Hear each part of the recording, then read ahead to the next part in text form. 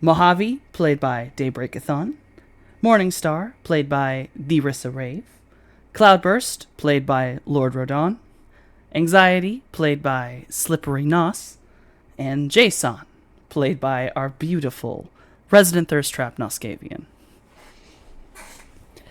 Now, when we last left off, our beautiful snake was left at home to be in the Matrix while the rest of the party went off to a club, having a good time up until the end where they chased a gentleman who appeared to be attempting to steal one of Anxiety's teeth that had fallen out, chased him down an alleyway, made the man drop it, and in the process of questioning him, it clearly came out that the man was a spirit, as he disappeared into the wall and ran away into the astral plane.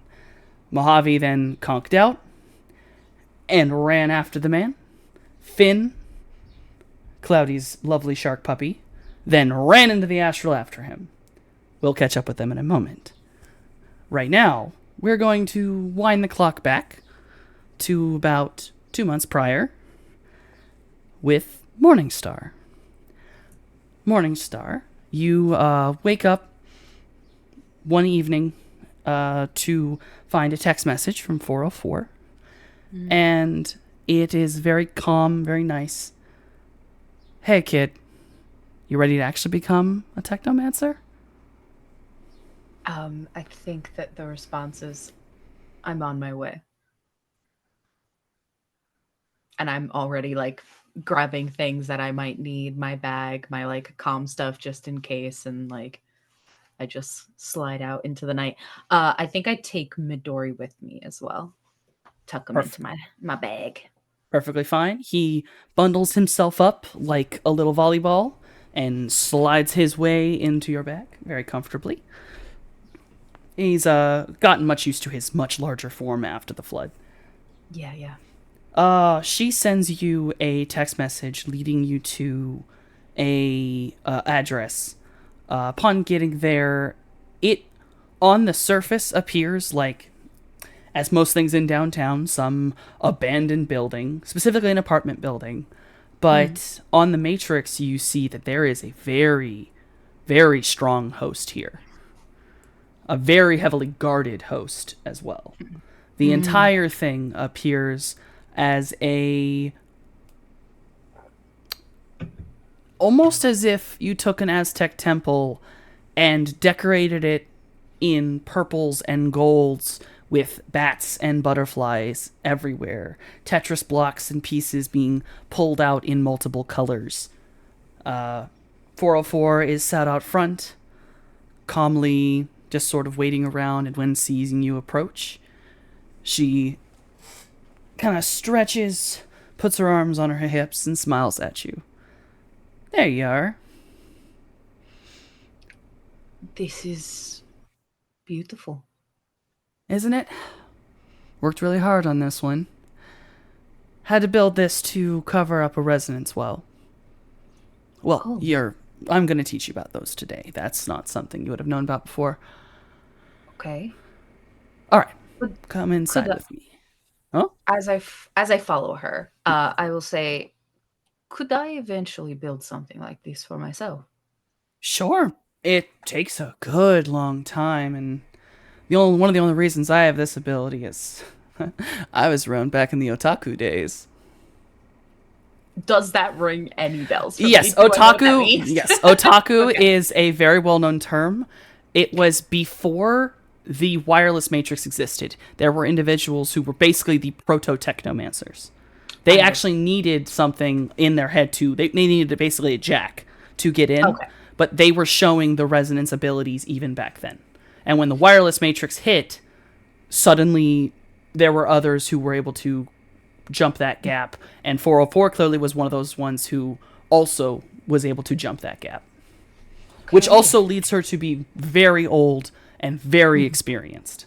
Yeah. I think I clock how old she is, but I don't say anything because that's rude. But I'm definitely like, oh damn, she's been around for a long time. And so I just sort of nod at her in appreciation of that. But yeah, I follow her in. Yeah. She leads you in, and in the meat space, this is on the outside, what it seems to be kind of a slightly messed up, old, eh, not, I want to say an apartment complex, but it's only like 4 floors. There's no way it could have held that many people, and it's kind of foolishly built on the shoreline. But once inside, you see that most of the interior walls have been reinforced. There's a lot of steel reinforcements. There's a lot of waterproofing. It's Okay. it's an iron fortress on the inside once you're in. Yeah. And walking through hallways, you see a few individuals kind of sat in small spaces that have like beanbag chairs and gaming consoles, including some you actually see Starry Eyes is actually in here. She's sitting around in an area, her brother standing aggressive guard behind her. Mm. She appears to be playing some sort of racing game with a few of the other people in here. Okay. Continuing to the back, she leads you, and oh, by the way, all these people, once they see you, they smile and they kind of wave at you. You, in the Matrix, though you have never met these people physically, you recognize all their icons. During the time you were assisting in holding the Matrix together, this is that group of people that 404 had. This is her community. All of their icons share the same thing. They are variations on her circuitry style Aztec mask, or various birds, butterflies, or bats, all with some form of circuitry visible on their bodies. Okay. There are server rooms in here, as it does appear that not all of these people are technomancers. Plenty of them have decks. They just seem to be deckers. These are hackers in general. She guides you through some back rooms, turning a few corners, and eventually entering into a space that is very heavily locked up. She has a retinal scanner and a biometrics with handprint scanner to open this door. Okay. And when entering in, you find that there is this wall of noise that blocks a part of this room. And clearly this is meant to protect, almost like a Faraday cage, something on the inside. In Okay. it, there are a few lounge-like beds that sit around, about 4. There are some things that are like plugs into the wall, a few stuff like that. And at center, there is in the meat space, it's nothing more than a cylindrical table. But in the Matrix, you see what is basically a tesseract. Or at least the 3D human representation of a tesseract, i.e. the cube within a cube 4-dimensional object that's constantly shifting itself. It is set at the center surrounding what appears to be some sort of...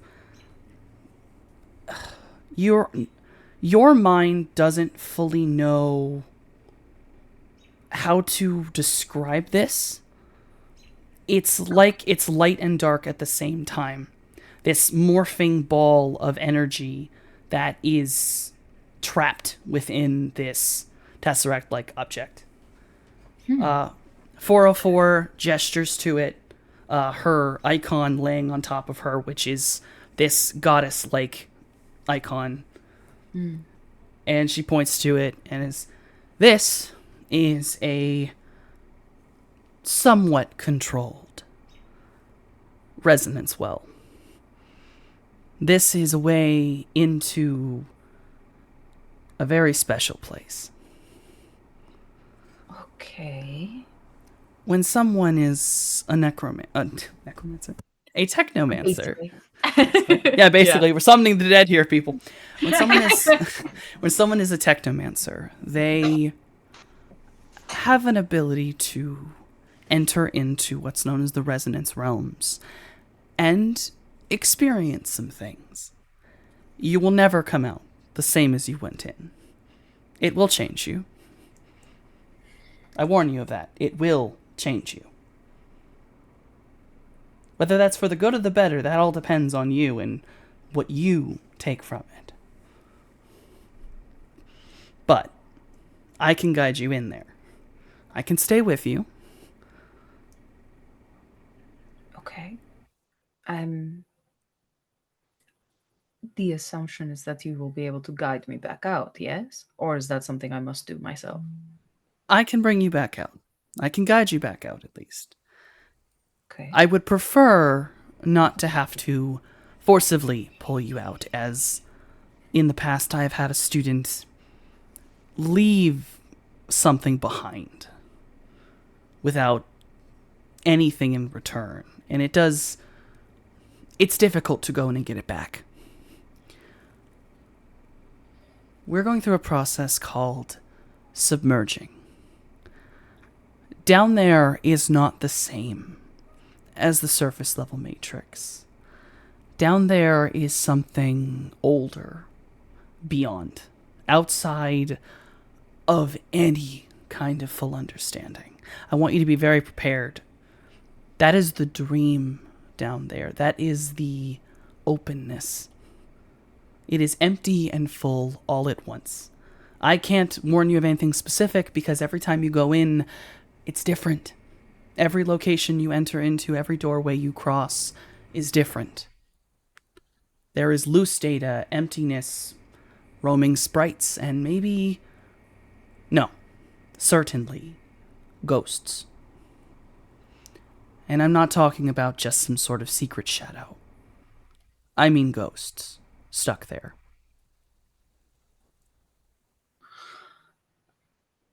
Oh, um,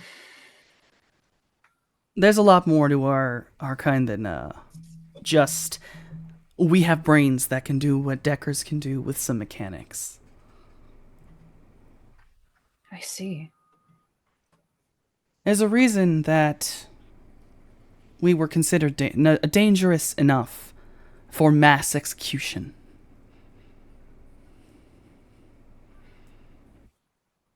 It wasn't Well, just prejudice, it was fear. um, okay. It will be worth it. So, All right. Then she kind of looks down to your bag. What do oh, you want to do with him? can he at least be in here? Oh, he can be in here just fine. Oh, He okay. could also be out there. I can see he's a little bit more than a simple programmer sprite. He is. I will pull him out of the bag, and at first he does look very much like a volleyball, but then sort of like unfolds himself, you know. Uh, and I say, "Do you want to go meet some friends?" He kind of does, tests all his little servo legs, turns around, looks up at you, full body nod as he does not have a head. Okay. And I put him down on the floor and give him like a little pat and say, "Go on, go make friends. I will be okay." He nods. 4-4 sets her hand on a part of that center table. The doorway opens up, and he skitters out into the hallway. Once the door closes again, you are again surrounded by the very heavy noise barrier for this cage. Mm. What we're about to do is insanely illegal. But because we're going to be below God's watch, we don't really have to worry too much. They can't find us down there. So we don't have to worry how long we're there. Except Mm. for, well, you got to be worried about your physical body needing to eat. Oh. Now, and she touches another part of the wall, messes with a control panel, and out from some of the walls near the beds comes control panels that are connected to medical equipment, which appear to be series of IVs. Mm. She turns to you. Sometimes I don't even know how long you end up down there. So Oh. this can get Oh. rough. Right. So, lay down. I'll set you up. I'm used to setting myself up, so I won't really need any help. But Okay. I take my stuff off, and I think like just before, you know what? Actually, I think not when I'm in there with her, but like when I got to the building itself, I will have sent a message to Cloudy. And it'll just be very brief little message that says getting some training done. Be back when I can. Just and if so it's not a thing of like, where is Morningstar? And then they start looking through the city. So yeah, she just lets them know.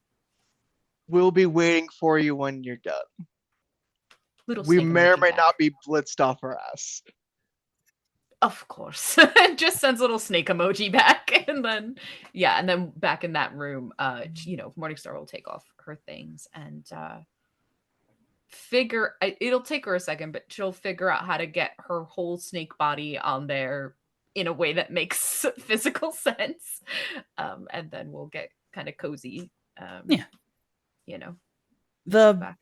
beds are fairly wide and they do have a raised back, so it's not too hard to kind of settle yourself into your own coil and lean.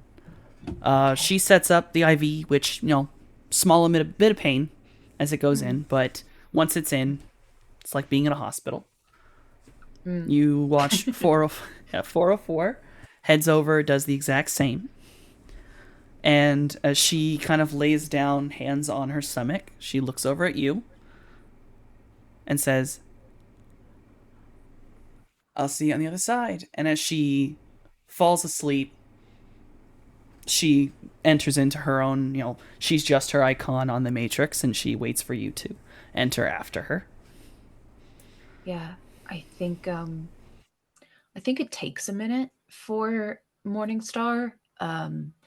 It's been a long time since they've been in what is essentially a lab setting.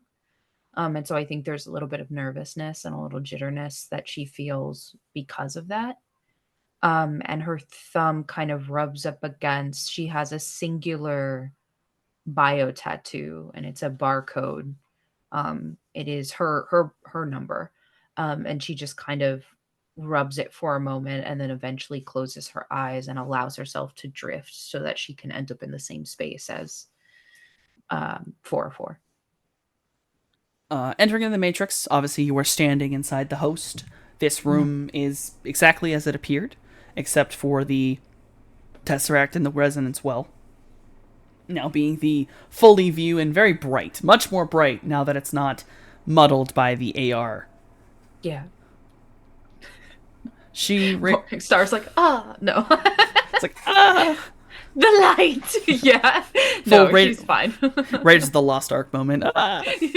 Yeah. So she takes your hand and she reaches out towards the Resonance Well, and with a simple kind of what seems like a command, almost with like her hand, Tesseract breaks down and the Resonance Well opens and it floods the room with just pure resonance.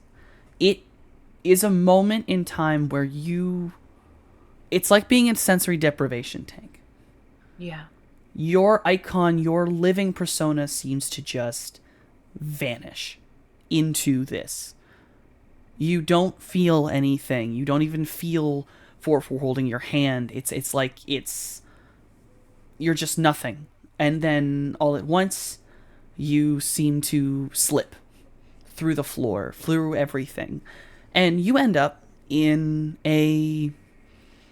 what kind of appears to be like, think PS1 era styled graphics forest. Oh, okay. 404 is standing there next to you. She has been holding your wrist, as you hadn't even realized you'd let go with your hand. So she had instead grabbed your wrist. She looks over to you, and before saying anything, she gently touches your chest. And when she pulls away, you see this thread of resonance pull from you and link into her. And there is a symbol that appears like a small bat, where it's 404, but the O 4 is like the other side is mirrored. So the 1 4 is Okay. backwards. And this is her marks. So she seems to have marked you somehow, which you didn't really think was possible. Mm-hmm. It's odd, and it didn't feel like you were being hacked. Nothing was going against any form of living persona firewall or defenses. And when she pulls away, she looks at you and goes, "Now that, what I just did, that's an ability you could find down here. There are many, many others. This links our resonances together. That way, even if we get separated, I can feel where you are and I can come find you, or at least try to. This is a life preserver." Okay. We're going to explore down here, as it were. And eventually, you will find something where, whether that be some sort of structure, a foundation lattice, or a place like this. This one I've seen something similar, but this is a new one. Wasn't expecting to end up here. I think this might be the remnants of a video game. Something that fell through. Okay. Seems old too. Is it familiar to me at all? No, and it's just It's just a space. Okay. yeah. Yeah, I think Morningstar takes a second to take it all in, realize where she's at, the sort of like resonance ability that 404 has displayed, and um she goes into a kind of focus, one that would have been taught to her probably by the like doctors that did experiments and stuff on her and her ability. Um, her mismatched eyes, sort of like the pupils of them expanding and then all at once turning into vertical slits, as she focuses on the need to find something that will make her stronger, and more capable in her space, right? Her the real world. Um, and she will, for a second, maybe look at 404 and then give a nod and start to kind of move around the space, slithering till she finds what she's looking for. Um, because of the extra things that 404 has mentioned exist in here, I think she's a little bit also like high alert with her senses of like she doesn't want to get caught off guard by anything, Oh, yeah. ghost or otherwise. So And yeah.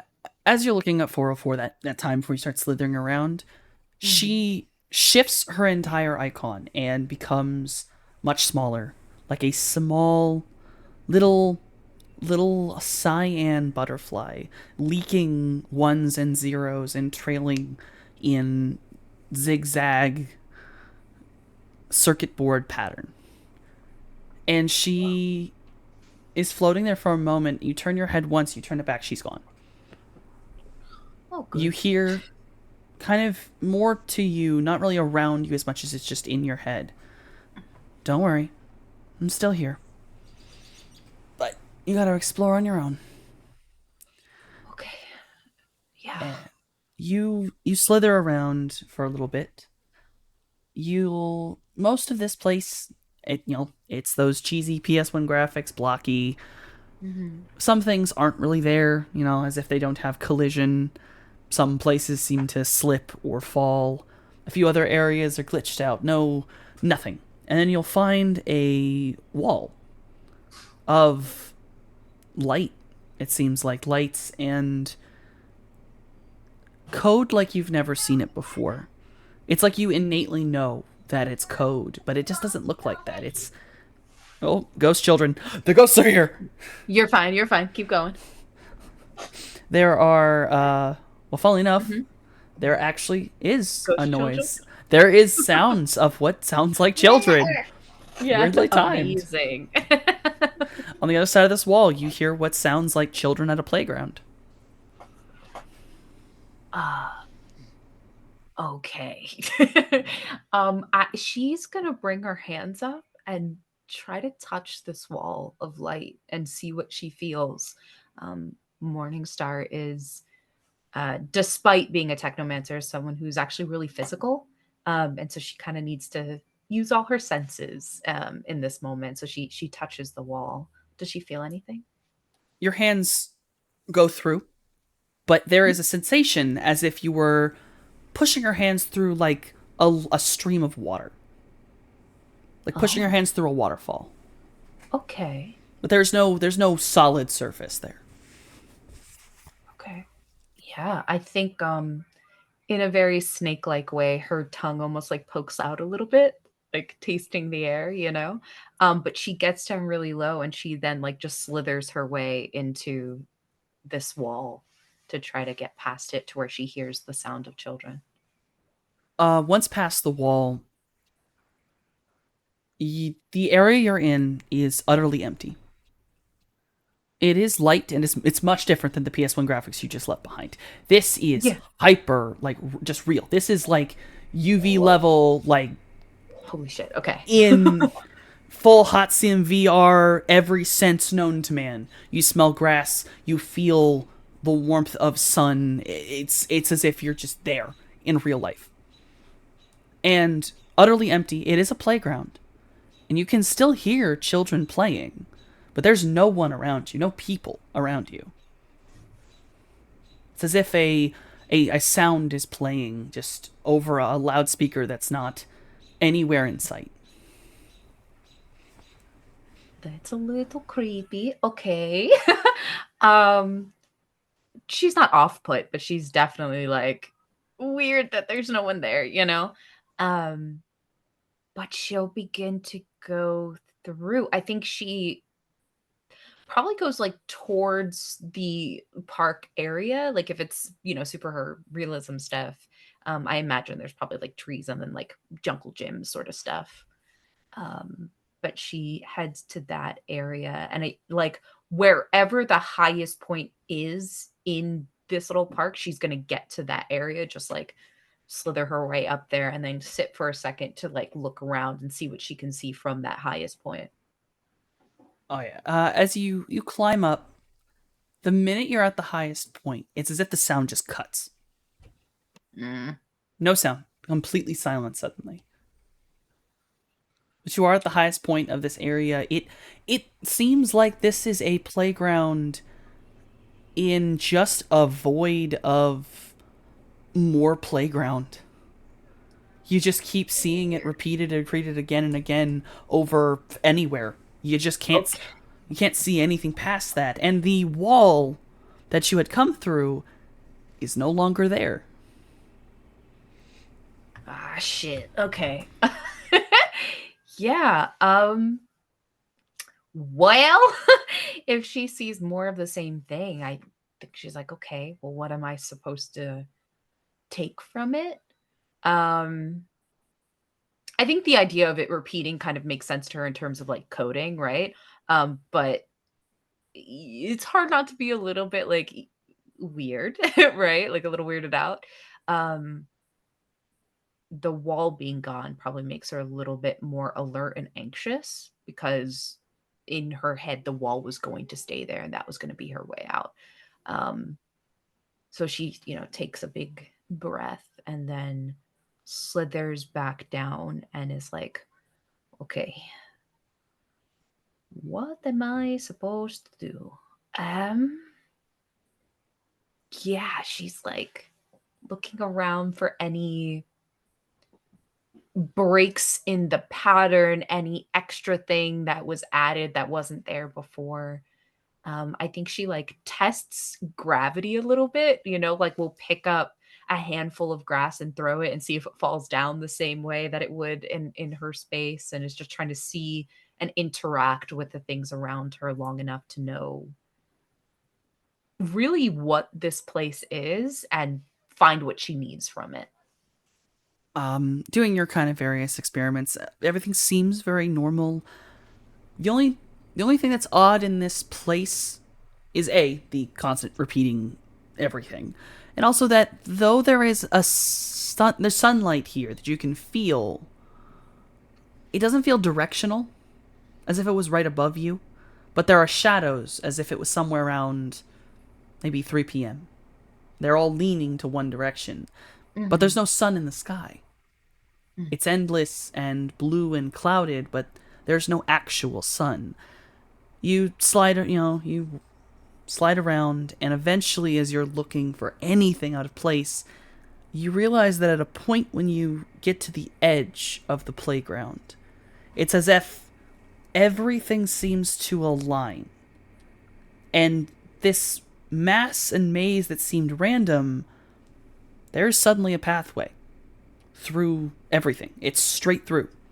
And at the end of this path, there appears to be another one of those white-colored walls that you had passed through before. But in front of that wall, though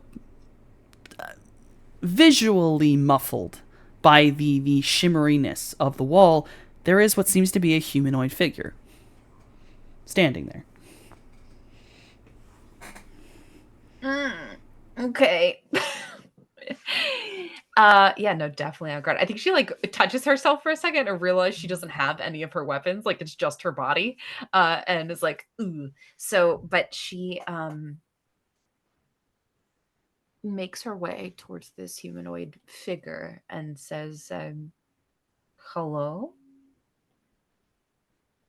The figure does not seem to react to you, but once you are close enough, it fades out as if it was nothing more than a mirage. What the fuck? Okay. This place is a mindfuck. All right. Okay. Can I? Okay, so I'm totally pulling from like the movie The Matrix right now, but as she's like in this space close to where the figure was and near this wall, she's gonna try to like create something in here with her mind. I don't know what you would have me roll for that, but she wants to make something probably simple, probably like a little toy version of Midori. Like she just wants to try to see if she can affect the world around her while she's in this space.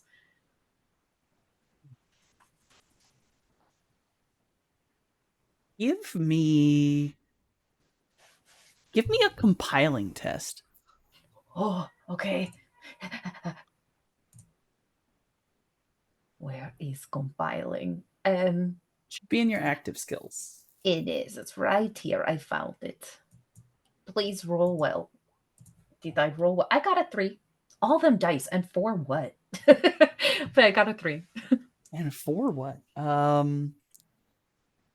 You kind of push your mind out, and though it is very crude, maybe not the best construction, in front of Yeah. you appears what is kind of like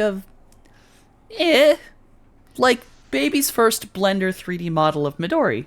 Hey! Cool, cool. She definitely looks at it and is like, I've done better. This was bad. But she is glad that she's able to affect the space around her. And it becomes almost like this comfort piece while she's in here. Um, yeah, so holding on to that piece, she sort of like, I think she sort of expects that if she's doing anything too crazy in here or too like will affect negatively, like 404 will jump in and let her know. But she puts a hand through that second wall and waits for a reaction. Um, but her eyes are not on the wall. Her eyes are on the space and seeing like, if I start to go through it, does it start to delete itself? Same feeling of going through like a waterfall on your hand. You look around the space doesn't seem to delete itself as you push through. It just seems stagnant, and there is a moment, the briefest of moments, right before you're about to pass through, you swear you can actually see the the lines, like the frame of Mm. of a 3D object on the sky. Like it shimmers for just a moment and then it's Huh. gone and you go right through. Oh wow. Okay. Yeah. Um I think being able to see that kind of comforts her too, because she's like, this is a face or a space rather that is affected by whatever is done in here, and it's not just like this very weird liminal space. Like there's rules, so to speak. And so yeah, so she goes through, kind of like bated breath to see what's on the other side. Once you head through, you now find yourself in a space that, similar to the last one, it feels very real. It is broken down, not dissimilar from the lab in the desert, the underground one, where the Uh-huh. Mark unit was. It's not the same. It's not built correctly. It doesn't have any signage or anything, but it's very similar. And you can hear footsteps, loud mechanical ones. There's this mumbling that it takes you a minute to recognize what it's saying. And it's speaking in Morse code. Okay. And it's very robotic sound. Uh-huh. And I'm gonna go with you do know Morse code. I mean, I Given figure if I know coding given to a computer, I know. yeah, I know Morse given your code. background and Yeah. given the manner of which the laboratory was, I'll say that Morse Yeah. code was taught. It is old, but it is still used somewhere. Yeah. But you hear this, and you can make out it's repeating phrasing Mm. of multiple sentences that are like commands you'd give to a security drone, I like see. search facility, find escapee, find this. It's Mm. constant and over and over and over again, Okay. and you can hear it. It's off in the distance of this place. There are walls in the way, but it is close Okay. enough to be unnerving. Okay. I hate it, me personally. But and Morningstar probably hates it too because they're paranoid. But I yeah, she will.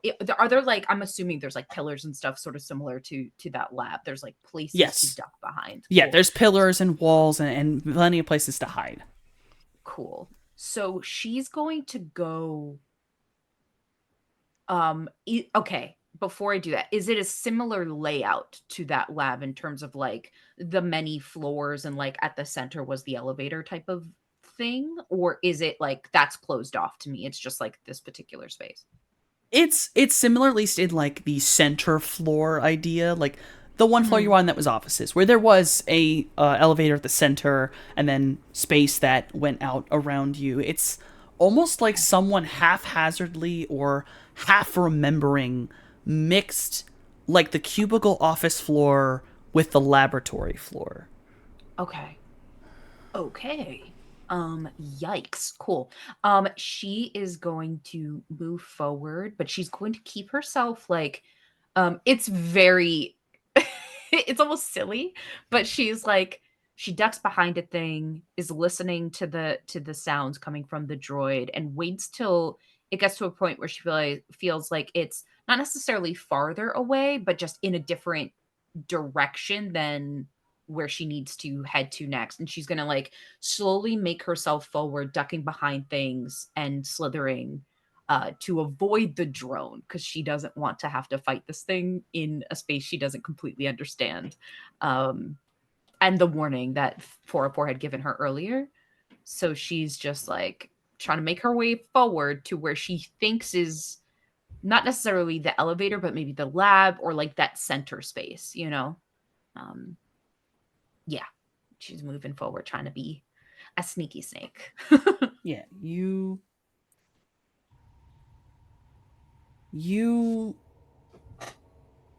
I guess the best way to put this one is, as you're moving through, you will eventually get close enough that you catch sight of this creature. Yes.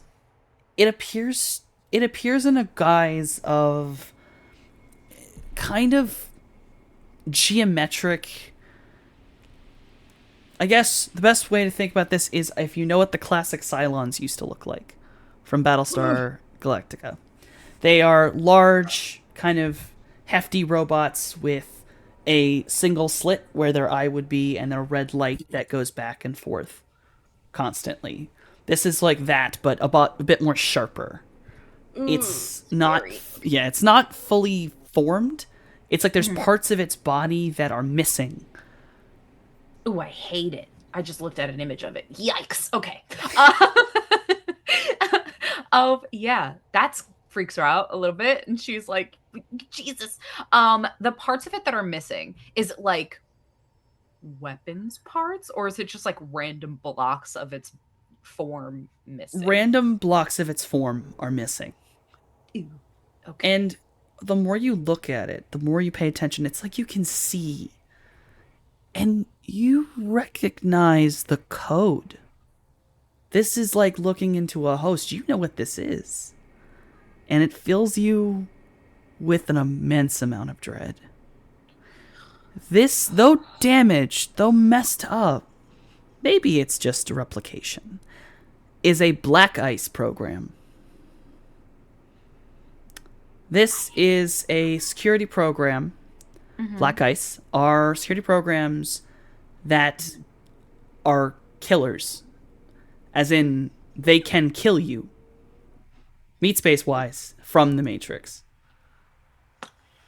Cool. That's so cool and good and normal. Great. Fucking yikes. All right. But it hasn't like registered that I'm in the space yet. No. I just like catch a glimpse of it. Okay. Yeah, no. Its head is down at the ground, and it's following almost video game enemy style, just following a straight pathway and turning when it hits a wall. Blah. Okay. Oh God. Okay. Okay. The question is, do I attack? Or do I keep trying to avoid it? Mm,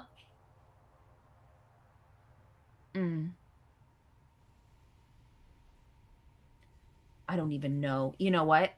I'm gonna let you tell me what I will have to roll or do for this. I want to still try to stay as hidden as possible, but I want to see if there is a weakness that I can attack to disable it. Is there a chink in the armor, you know? Oh.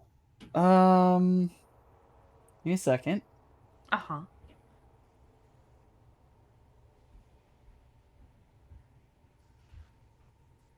Roll cyber combat. We're suddenly treating this as if it was knowledge. Okay. I'm not Okay. asking you to roll it as in an actual attack. I want you to figure out like how this thing is built. Okay. Ooh, I'm scared. Okay. Ugh! Ooh. It's trash, you know what I'm saying? It's not great. Black ice programs are immensely strong. They are built to kill, they are built to last.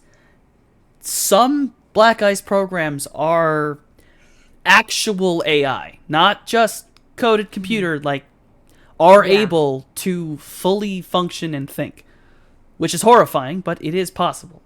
They are only made by megacorps. This is not something that there is a massive risk in trying to just disable it. Okay. Okay, so if I were to use okay, walk with me on this. If I were to use static veil, right? Because like in the normal matrix, it would hide me from God. Is there a way for me to use it similarly here to hide me from that thing? So I can like move more freely.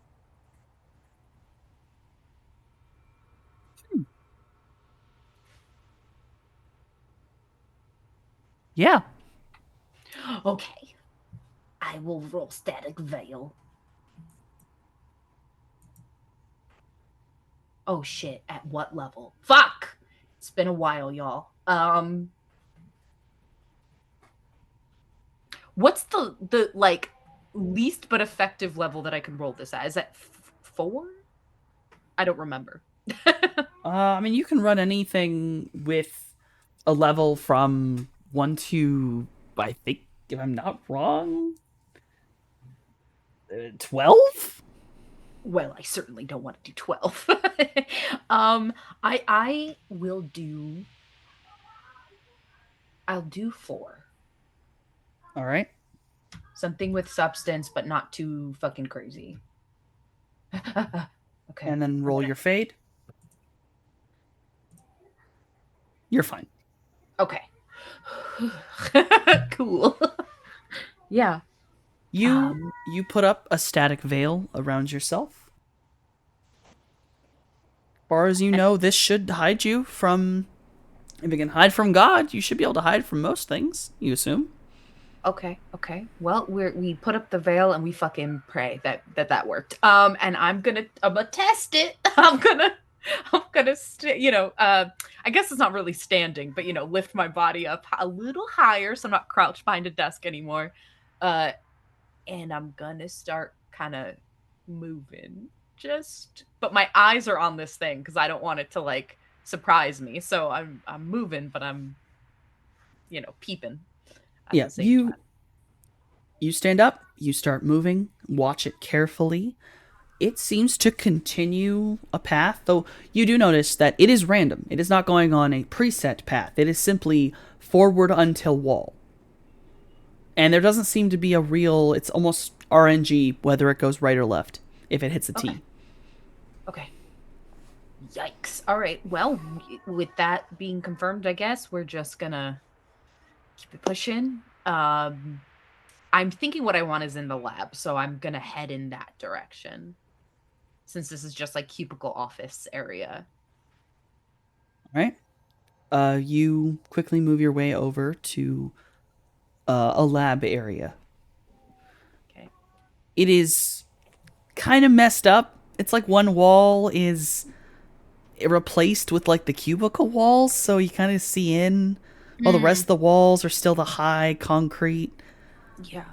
You can see these shadows standing over most of the lab tables, like around them, that appear to be the shadows of like lab technicians or doctors or something.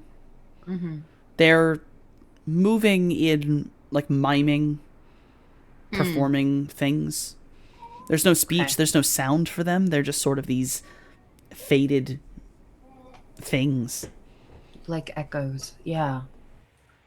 Ooh, I hate it. It's super creepy in here. And with the music you've picked, it's even creepier. I am gonna slowly move into the space to see if they react at all to me.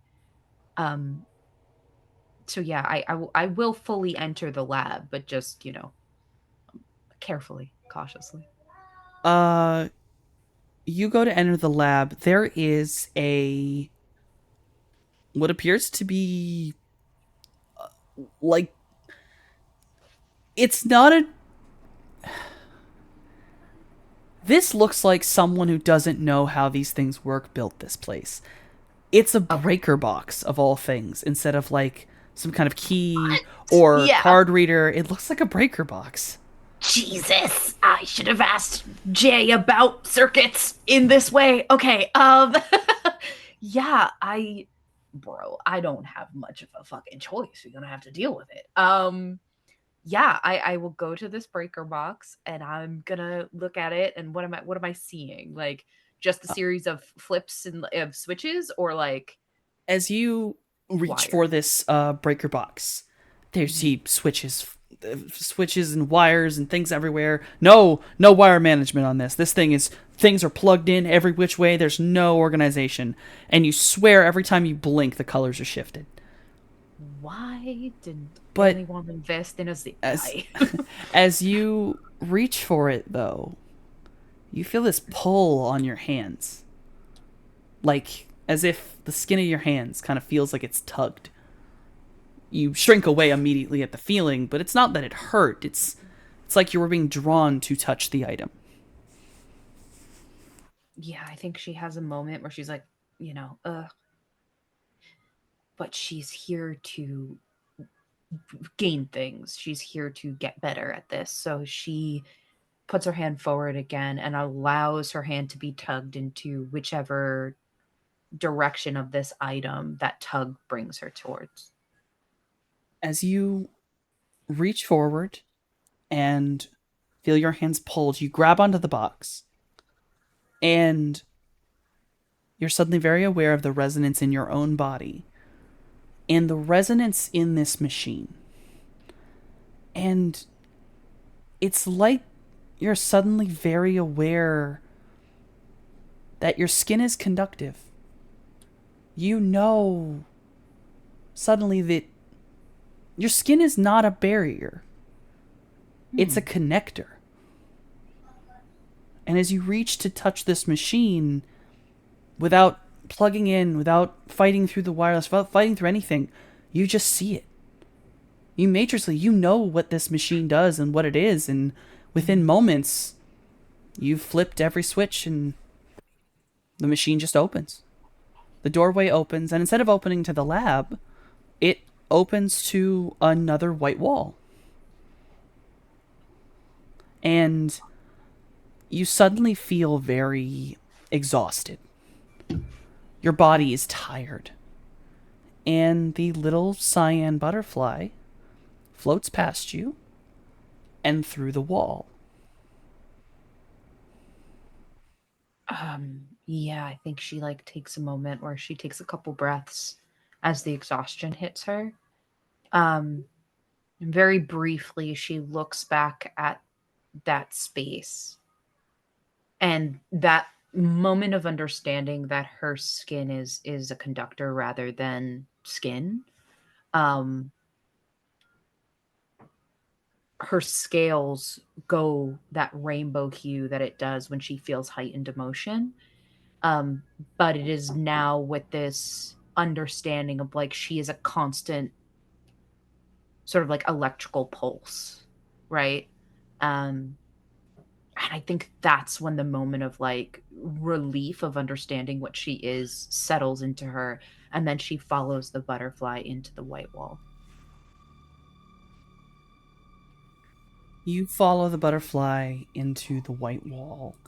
You feel the rush of that waterfall like energy, and you suddenly realize there is no floor. And you drop. And you are suddenly dropping into darkness. But before your body can fully fall, you feel someone grab your wrist. And you suddenly feel this electricity. You look up, and it's 404's icon. She smiles at you. Good job, kid. But let's not go any deeper today. You're not ready for that. Okay. And she's relieved, but also oh shit, I was just falling, yeah. And as she's holding you, she looks you in the eyes without speaking to you. You hear her say, "All right. Now focus on going home and wake up." She closes her eyes and she does exactly that. She imagines going home and allows her eyes to close so she can get there. Mommy, you know about Among Us? Oh my god, hold on, Ghost Children dear. for real. The imposters are here. Dare I say they are among us? Oh They my are- god. They are very much so. My entire soul just left me.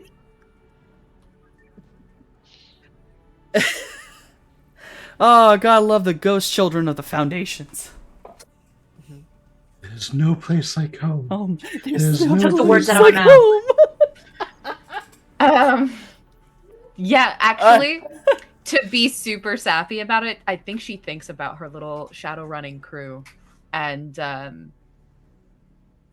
that's home to her. So that's what she imagines to get home. And though it takes all of your mental strength, you're suddenly very aware of this pressure, like you are deep underwater. Oof. And it is like swimming upward.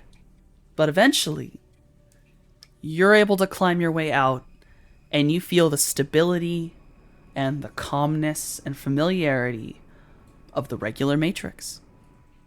You are no longer underneath anymore. You are inside that Faraday cage with 404 holding your hand. And she lets go, walks over to where her body would be. I assume you go back over to yours. Yeah. Lay You- down and enter myself. You come out of it, awaken yourself, and you feel stiff. Your shoulders hurt, your mouth is dry. Ugh, You don't yeah. feel as bad as you thought you would, but you also noticed that the IV bag that is in the machine, it's different. It looks like it's a slightly different color, and then looking down, there's a trash can next to you with about maybe 30 or so IV bags. Jesus. Okay. I think the first thing she does is like essentially pull up her comms to find what date it is and how long it's been. It has been 2 weeks. Holy shit. Yeah, it's been a while, bro. I think she's like just laying there for a minute, like reacclimating to her body, understanding that what felt like maybe only a handful of minutes feels so different now that she's back. And she like tests her tail, kind of warming it up before she starts moving the rest of her body to get up. And she kind of like shakes her head, but eventually I think she will get up and remove the IV, which when she does it, it's like a very practiced move. It's something she's clearly done to herself a lot. And so she removes the IV and looks at 404 and says, that was incredible. So that just exists. That's just there. There's no... Are we the only ones who can access such a place? 404's like sat there kind of like stretching her back and like arms. She looks over at you like, technically. I dragged down a decker once. How did that go? Remember how I said there was a person who left something behind? Oh. Okay. We're the only people with resonance. Technically. At least we're the only ones who have access to ours. We can push against it a little easier. When someone can't, they could get lost pretty easy. But I've also had some Deckers who have said that they've been down there, that have survived it. Holy shit. So, If you... Yes? most important thing before we continue. Did you learn anything special? I think so. There's this box. It was a mess, but I knew what to switch on and off to make it work. But without actually knowing the device. Does that make sense? Yeah, let me see something. Give me your hand. She does. When she clasps your hand, you suddenly hear her start speaking in your mind. Her mouth isn't moving. Can you hear me? In her head, she responds, yes. Ah, this one. This is the first one I got, too. Really? Mm-hmm. And she lets go. You gain that knowledge, that understanding. Skin's not a barrier. Not anymore. Little snake wiggle of excitement. It's like barely perceptible, but she's like, yeah. she's hype about it. 4-4 is legitimately like it's a very warm and very happy smile. Like, this is probably the most genuine, with nothing else, just joy that you've ever seen her. I think honestly it's reflected in Morningstar. I think she is like, to have that deeper understanding of herself and this like new ability gained, it is the most pure joy that she's ever felt. And for somebody who has not known much joy in her life, like, that was in a weird way almost healing for her to go through that. And so, yeah, I think she just reflects that pure joy. And there's a moment of hesitation, but then she sort of like leaps forward and hugs 404. 4-4's not even surprised. She just smiles and she holds you, and it's this very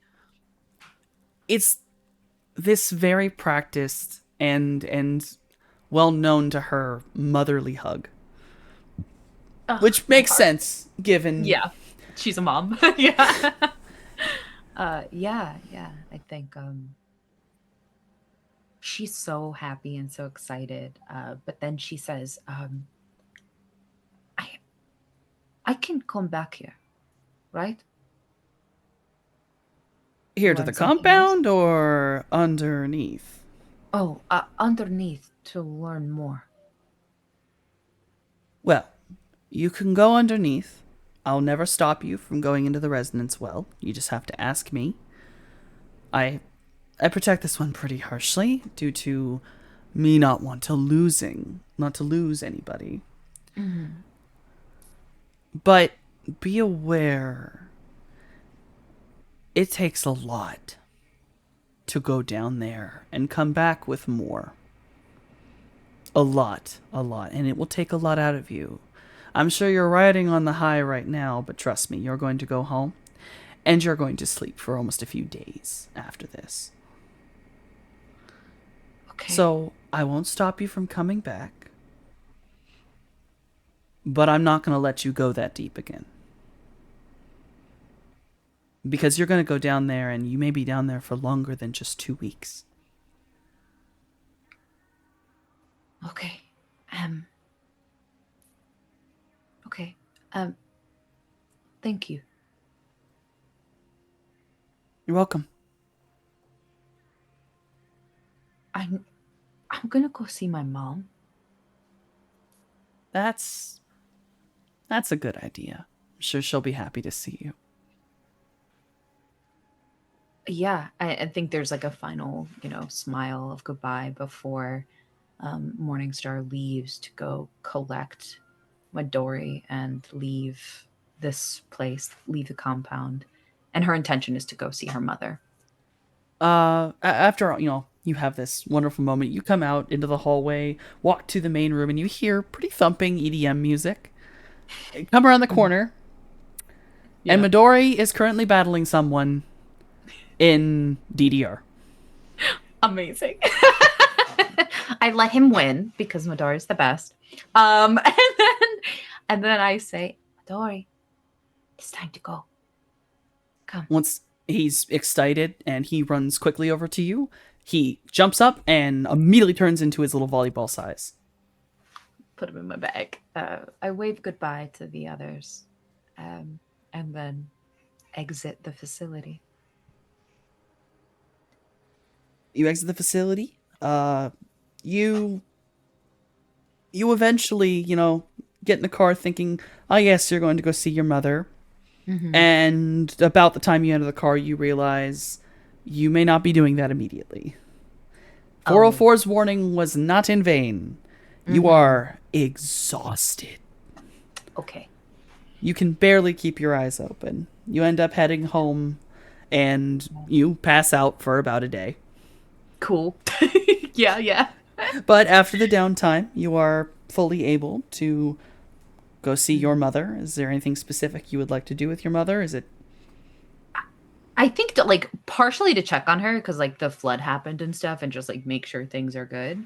But also, despite the joy she experienced at the compound with 404, Morningstar has had, I don't want to say a shift in heart, but more so a realization of what she is going to need to be able to accomplish certain goals that she's always had. One of them being getting her siblings out of the lab. You know, she doesn't want them to still be there.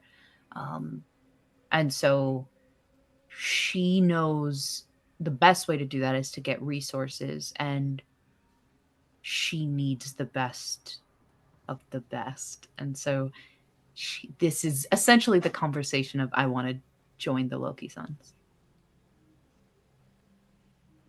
You're able to have that kind of simple conversation with your mother, and she tells you that it will take some time, because to do that, you do have to go before the entire Loki Sun Mafia at once, of the heads. And she alludes that there is another caveat in all of this. She says that she can't really tell you now, and you hear her mention the name Sagittarius, and that this individual is entering town, and there are some business things that need to go down with this individual before a new, major member, due to familial ties, can be welcomed in.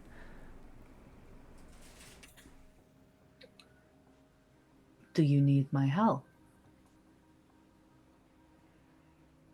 Not in this.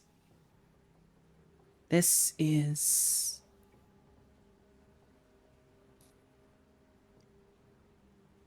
This is a lot bigger than the Loki Sons. This is something very big.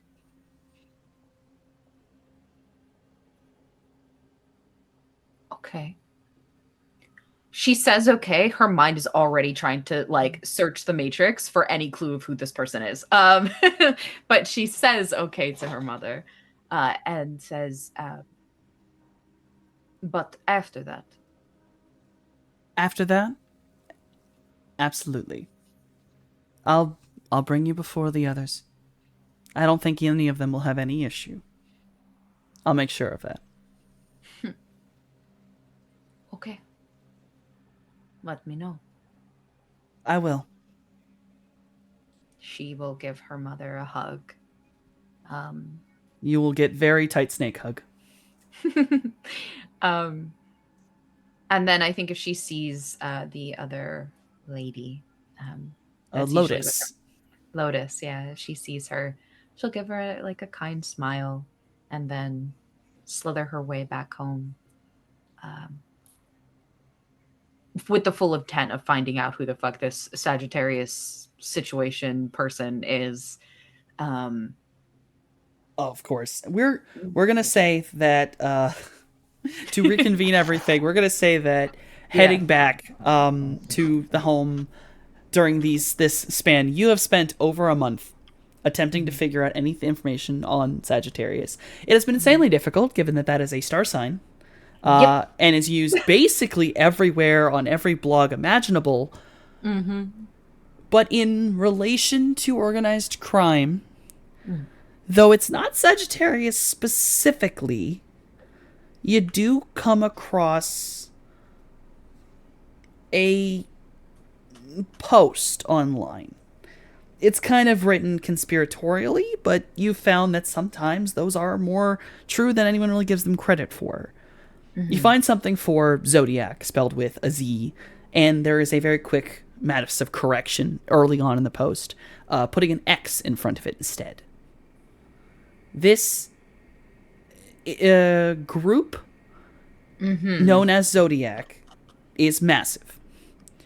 It is stated to have many members in charge. It's stated to have reach from Seattle to Mexico and possibly farther into the east. It's messy at best. There's no definitives.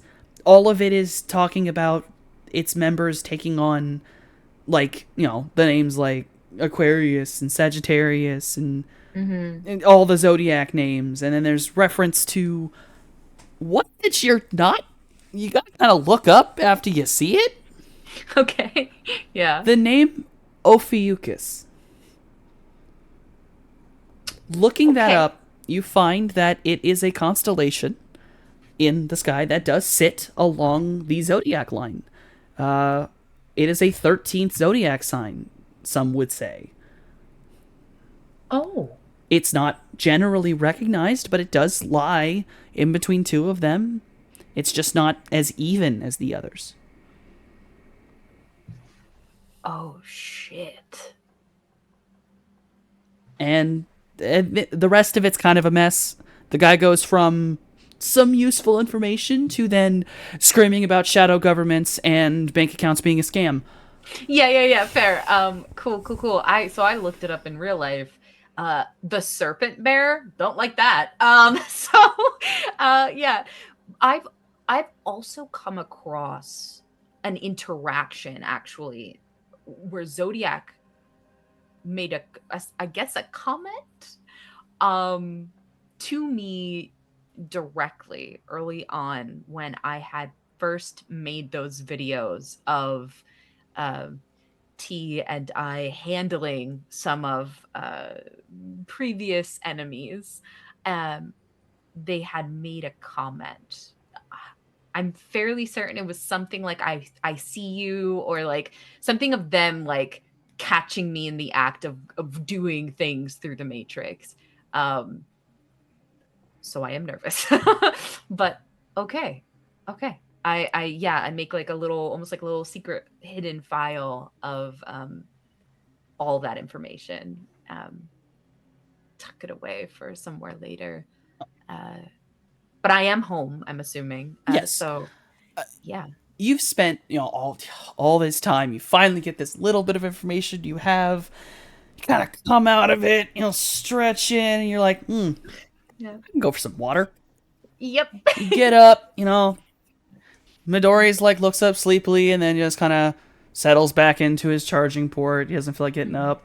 Mm-hmm. And, you slither out your room, head up the stairs towards the kitchen, and right after you've gotten your glass of water or taking a sip, in the door come most of all of your friends carrying an unconscious Mojave. What the fuck? Why is he hello. unconscious? Hi. Why is he unconscious? Astral stuff? Yeah, astral stuff. Some dark, nasty spirit tried stealing one of his,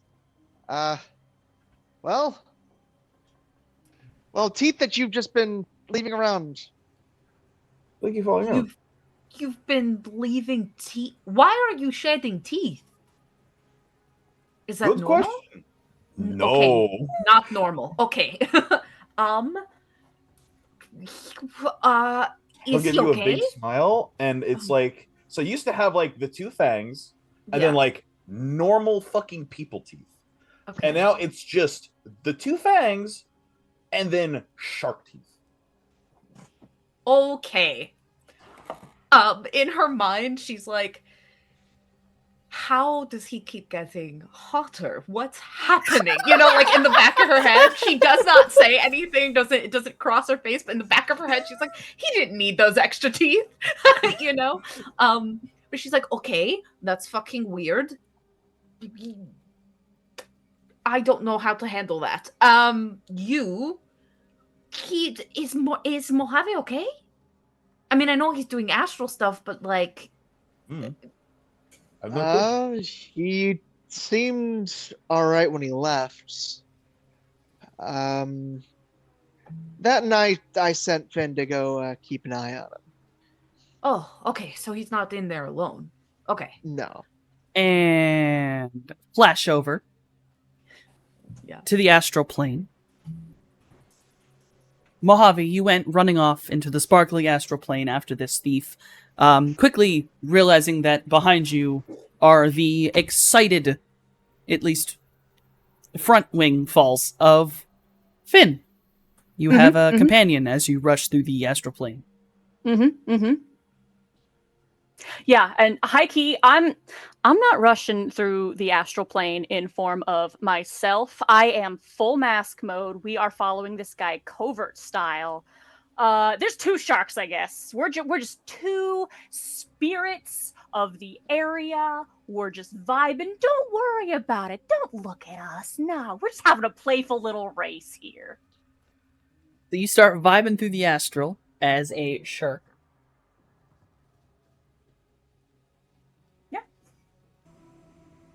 No one will know we're in hot pursuit of a rogue tooth fairy.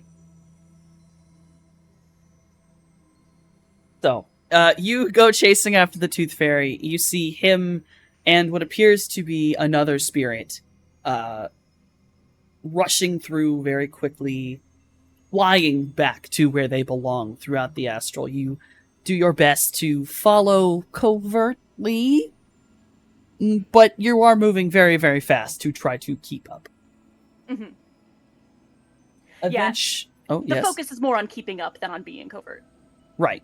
Eventually, they will stop. They have entered an area of the astral. You kind of reorient yourself, look around, and you register that you are in the very uptown area of LA. Like proper Hollywood. You can see kind of this slight under shadow of everything inside the astral and the various spirits that run around, which are mostly rats. Mm-hmm. I am a rat spirit now. Don't worry about it. I'm blending in. Cloudy, can Finn change what he looks like? It's a power he can nab. I hadn't nabbed it yet because he hadn't seen someone else do it. But he's a smart cookie. He's a very smart cookie, and he has now seen someone else do it. So if I spend 5 karma, yes, he can. I will let you do that right now to show how smart and cool Finn is. Finn quickly follows you and turns into a rat as well. We're a couple of rat spirits. Don't worry about us. We're local, Right. You skitter around, and you're able to come into contact with 2 mages who you can very easily see their astral selves.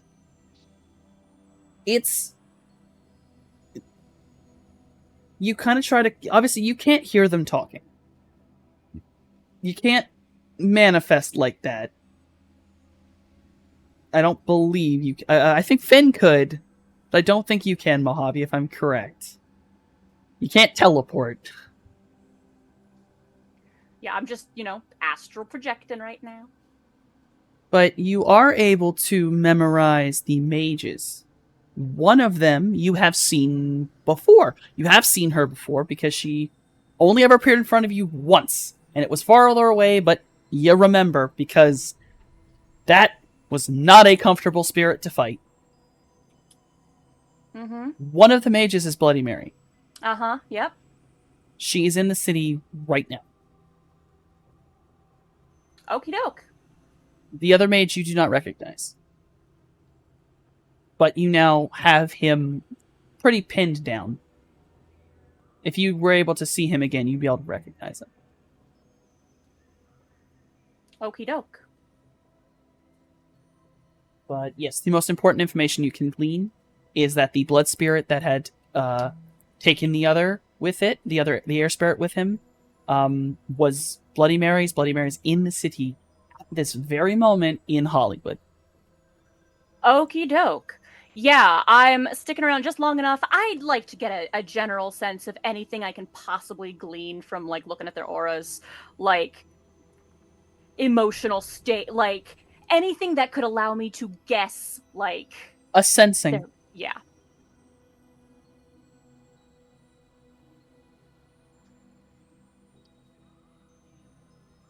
Oh, those dice.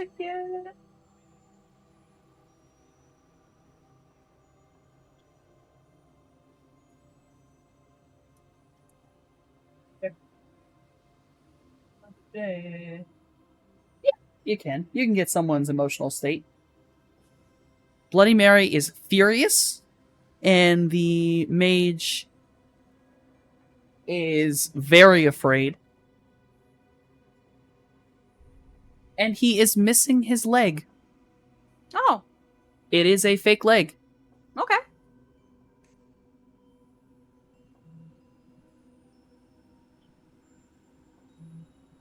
Writing that down real quick. Yeah, no. We've confirmed identities, we've taken their notes, and we've confirmed a location.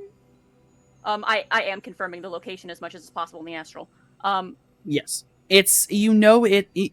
Actually, you know for a fact it is fairly close to the shoreline of Hollywood. It's close to where the water is, because you can sense it. You can feel it. You just see the water spirits traveling very quickly in this area. They don't really like to go farther from the shore or than the sewers. So you know a fairly close area where this most likely is in the real world. Yeah, taking mental notes so that I can find it again if necessary. And then we're rushing back to our friends. So you go rushing off back to your body quickly and quietly. Skitter. Yes. Finn is extremely helpful in refinding your body as it has been moved. And you are able to come back to your body right about the time that all of them are holding you. Morningstar is there, and you are being held up by how many of you are holding him up? Maybe just me. I think anxiety is just doing what Princess Carrie. Yeah, let's talk about it. It's not hard. Mojave has bird bones. He's really light. So, anxiety, you're princess carrying a shockingly light Mojave. Mojave, you wake up in anxiety's arms, and then quickly following you waking up, Finn comes busting out of the astral, manifesting, and runs up to Cloudy and encircles him in a very puppy moment. Mojave, there's just the awkward moment of somebody who is currently being princess carried attempting to sit up bolt upright. Whoa! Easy there. Whoa! You're alive! Hold on, Bloody Cowboy. Mary's in this city down by Hollywood. She was trying to steal your teeth. What? Oh. Take it. Ooh. Whoa. Is Bloody A Mary secretly the Tooth Fairy? In this moment, Hmm? yeah. But not the good kinds. So remember how I was talking about ritual magic? She's the worst type to be using it on you. Can't a guy slut it up at the club without like weird shit happening? Now You don't leave your teeth around? Sure. You lose any more teeth, you put What, them what do you want me to do with them? They keep falling out. They're just teeth. You put them in a baggie. What? Or You stick put 'em them in do your what? pocket. Take them to the dump? I go We'll to handle Burn it. them after. Burn them after, usually. Burn them? They're teeth. I go to anxiety, and it's very clinical, to be clear. I go over to him and I open his mouth and I'm looking to see how many more normal teeth he has left. I think any. It's all fangs in there now. Yeah. Jesus. She's like, okay, Yeah. he's not going to lose any more. So that's how many. No, you No. still lose them because the shark they- teeth fall Yeah, they out. come out all the time. Also, The fangs- hi, Scales, how you been? Hi. Hey, Okay, hold on. the, Too many things. The fangs come out now too. They're like bee stingers when I bite somebody. And then Oh. they just grow back? Yeah. I got a good So idea. from now on, what you're gonna do every time you lose a tooth, you're gonna pick it up and you're gonna put it in a little baggie. And then when you get back after stuff, you're gonna take the little baggie, you're gonna smash it with a hammer, and then you're gonna burn it. Yeah, because people are being fucking creepy about it. Yeah. Yeah, we don't want blood magic people getting their hands on your teeth. I don't think I gotta explain why that's a bad idea. Wouldn't understand it if you did. I wouldn't either. What were you going to say, Jay? Oh, I was just gonna say he needs to bring a little baggie with him or a purse or something to put his teeth in. Shit. Yeah. She will give Mojave a hug. Yeah, They come, yeah, out, yeah. they come out a lot, man. I mean, The moment You're he's doing like this all day. extricated from Anxiety's arms, yeah, hug skills. Yeah. She hugs Mojave, and her hug is like tight in the way of like I'm glad you're okay, but also in the way of like fuck Bloody Mary's in town. You know what I mean? Like it's there's a little bit of nervousness there. And then I am going to fucking matrix things about the drow. And is it normal for their teeth to fall out? I You know what I mean? Like, is he actually just going through his like third puberty, and that's what's happening here, or I'm you know? I'm gonna give you something that's gonna make you very upset. Okay. It- Okay. I'm not gonna make you search for this because it's just Okay. uncomfortable. There is literally one article that is not from some kind of horrifyingly vicious ancient blog about Anxiety's Okay. group.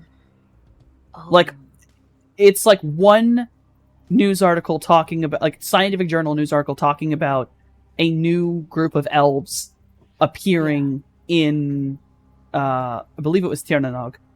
Mm-hmm. Oh no, Tirtangaren. Sorry, Tirnanog is in Britain. Tirtangaren. And everything else is from the ancients or is clearly aligned with them, and it is a bunch of superiority, like Racist propaganda. racist propaganda. It is a shit ton of it. And it's saying everything from they're thieves, they're bad, they're demons, they're evil spirits, they're everything. You got nothing. Yeah, I think there's like little mumbles, like very tiny mumbles that probably only Mojave can hear of her basically being like, and her eyes are doing the thing of like as if she's reading an article in empty space.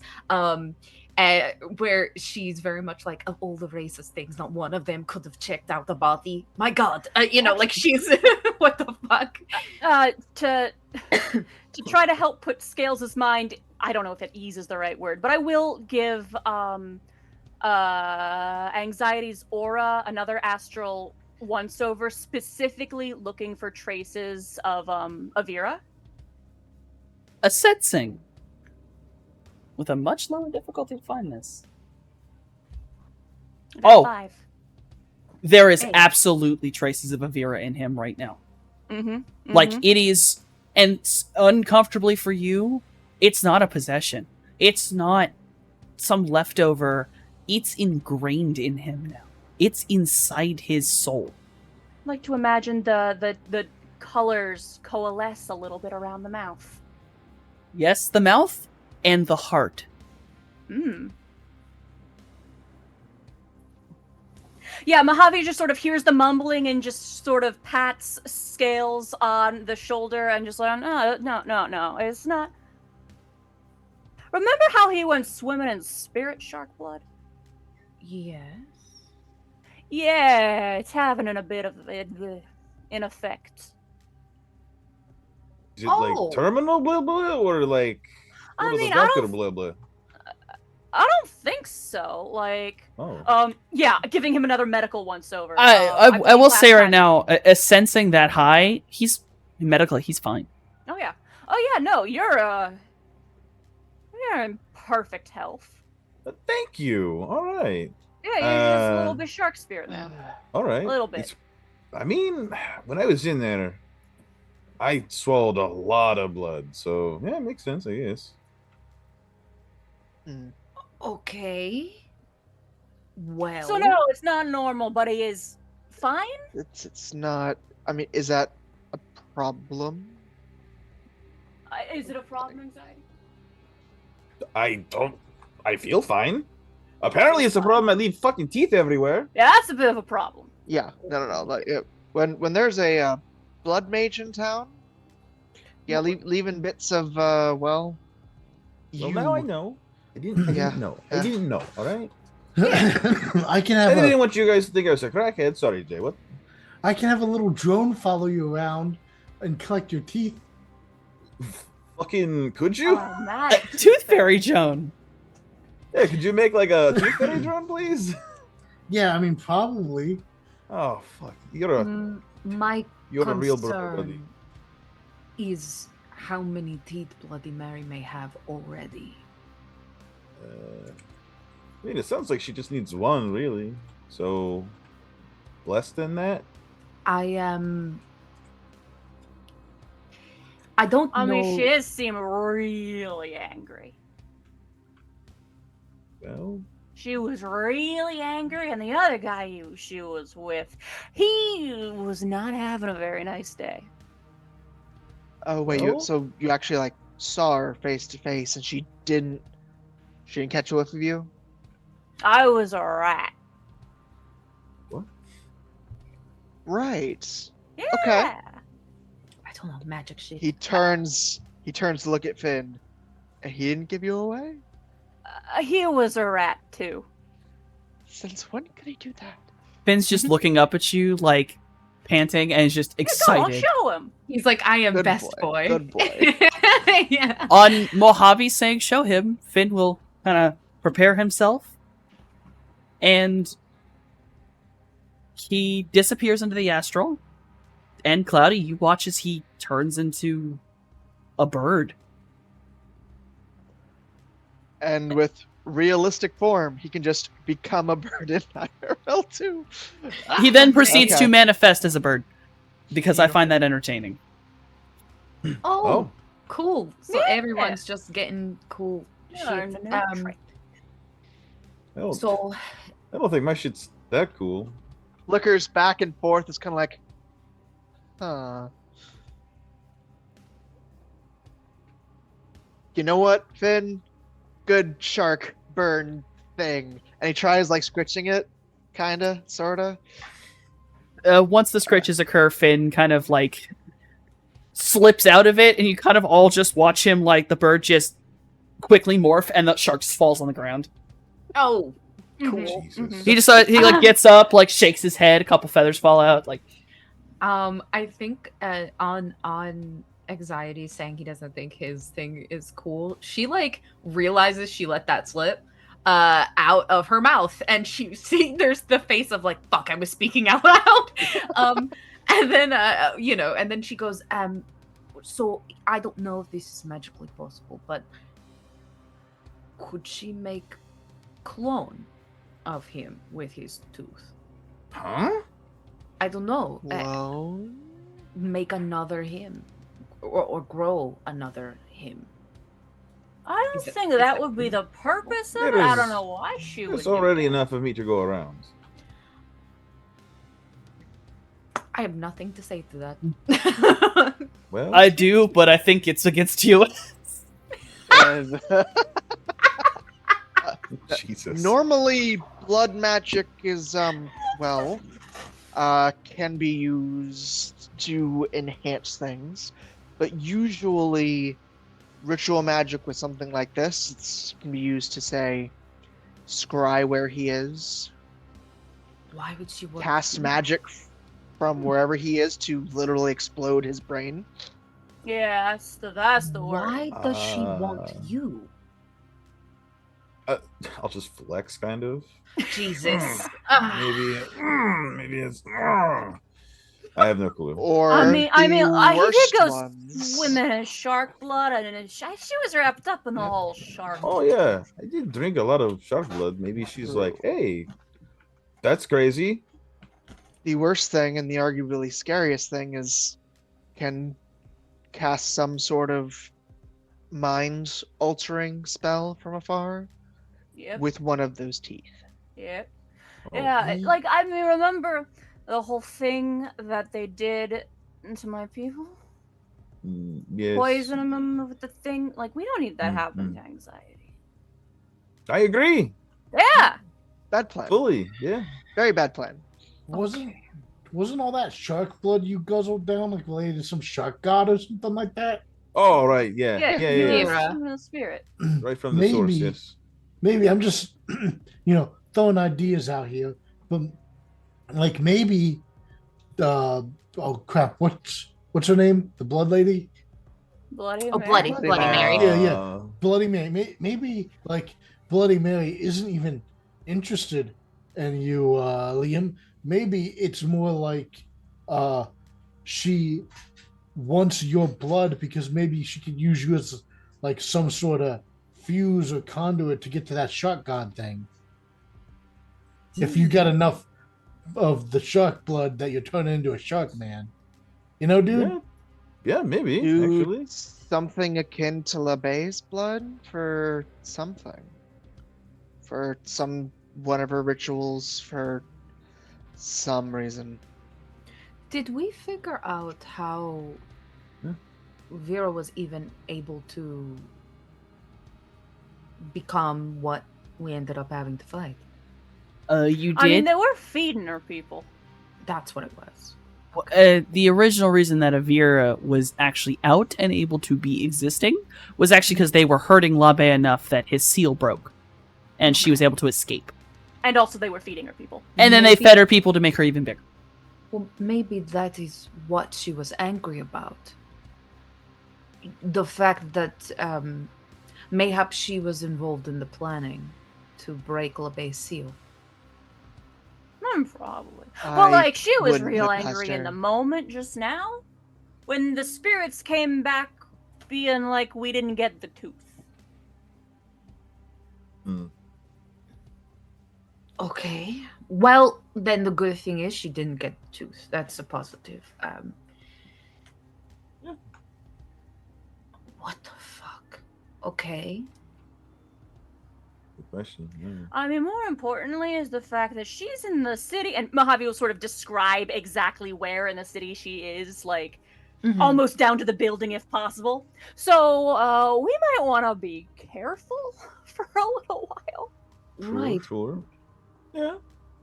But also, why is she back? Is the most important thing. What does she want? Wait a minute. I've had a thought. GM. Yes. In the time in which my mother said that this Sagittarius individual was supposed to come to the city, is it aligning with the time, with the now? I'd say that supposedly, like, he, she, or they should be in the city right now. Okay. It's not okay. Is it viable for me to think that, GM? Like, that maybe it's connected. Like, is that a viable thought? I mean, it's one of those ones where they are in the city at the same time. So, I mean, it's all up to you. Do you also in the city before, and nothing was like.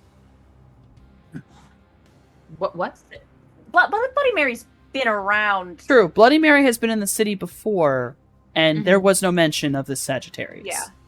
Right. Well, then, you know what? I think Morningstar will mention it anyways. Just to get some other heads on it.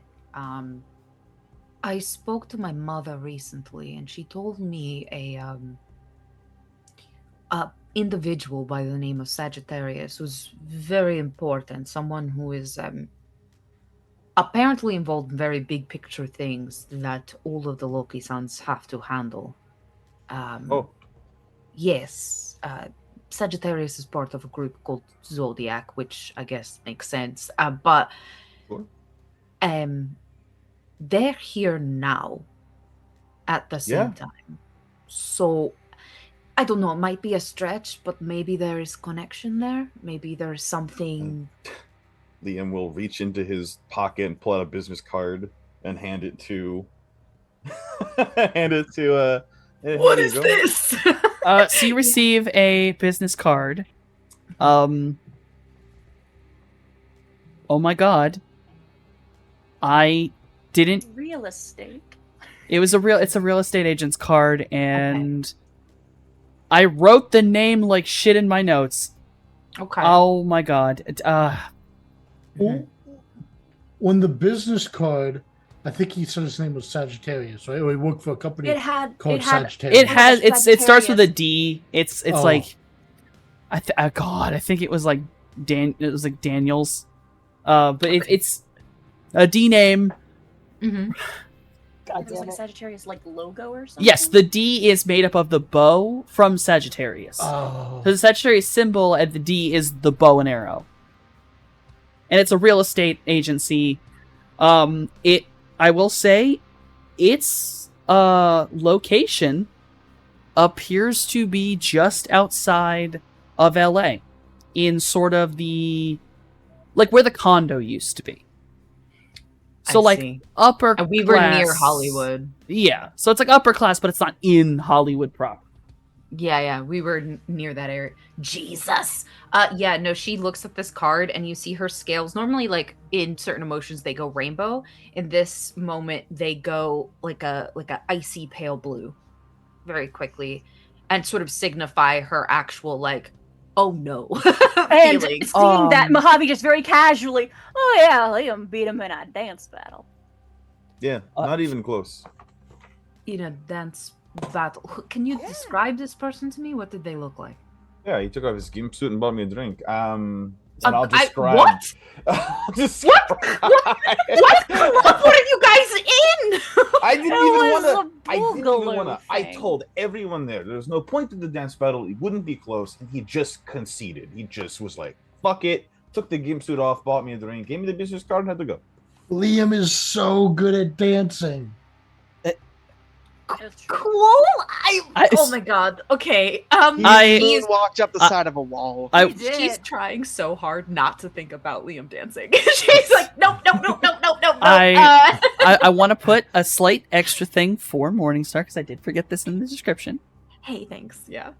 On the side of the card, like the one of the sides of the card, there is a very subtle pattern where it's like matted versus shiny, Mm-hmm. and it is an X across the card. She Dun goes. dun dun. She's like looking at. I think like because she doesn't have her eyes are mismatched, but like they're also like cybernetic eyes, and so for her it's easier to see the difference, right? But then she goes towards like wherever a major light source is in the place, and then like turns it a little bit so that you guys can see the X that's on it, and then she proceeds to explain that like Zodiac /X is essentially like organized crime, but they're fucking huge, and they go from Seattle to Mexico and maybe even further east. So maybe we'll call that guy again, but not about buying a house. I think maybe don't call just yet. A dance battle. I mean, That's so weird. I Why wasn't was gonna he- call the guy. I don't need a real estate agent. I need a why dentist. Why was he in a gimp suit? I don't. Anyway, Didn't you say He you lost lost, a bet. a bet? Yeah. He lost a bet, yeah. Staring at you, just like, yeah, that makes sense, right? And for her, she's like, no. Oh, well. That's not normal behavior. Okay. And so she Hmm. will matrix about the real estate agent. See the Yeah, he goes Absolutely. by Ray- the name Ra. Full name Raymond. Yeah, Raymond Yeah. Ra. Oh, cool. He's just named himself after the sun god. That's fine and normal and cool. So, looking upon Raymond's, looking him up, he, first of all, as androgynous as he was, Raymond's the name. He seems to have like a regular, like he has a regular job. Mm. The real estate company is real. It Okay. does sell condos in that area. Hell, it actually owns the Orchid condos.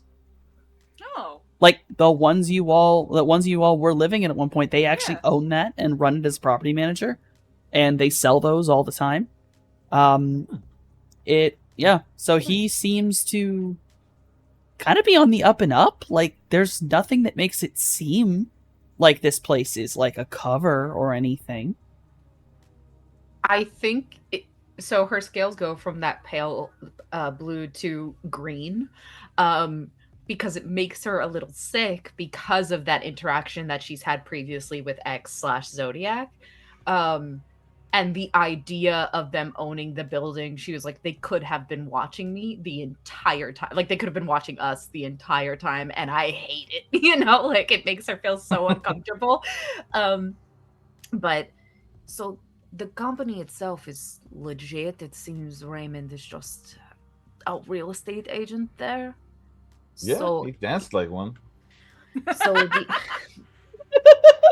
Now hold on, he was wanna keeping know. pace with you for most of it.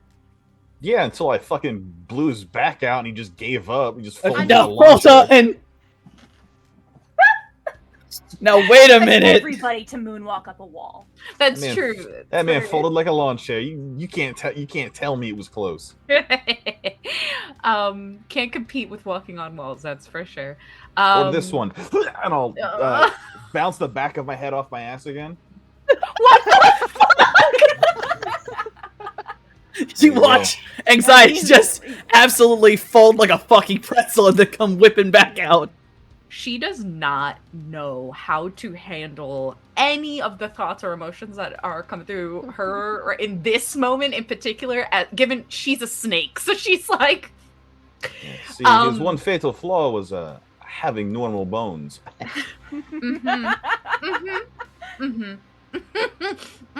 I think also what runs through her head is like, I should have asked T more questions. I should have asked him You know what? more questions. You know what? She's been weird enough times that I'm gonna sense this snake for a general emotional status there.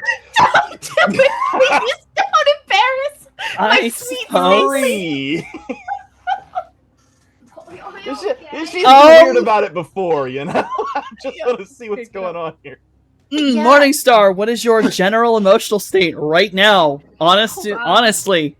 I gotta get rid of Ghost Children's first. Hold on. Jesus. Come back and let me finish personally attacking you. Gotta tell the Ghost Children to go. Oh god, I'm gonna die. What else did you fucking get? I mean, I let it go like the first 8 times, but I'm like, now he's like, wait, I could just see what's going on.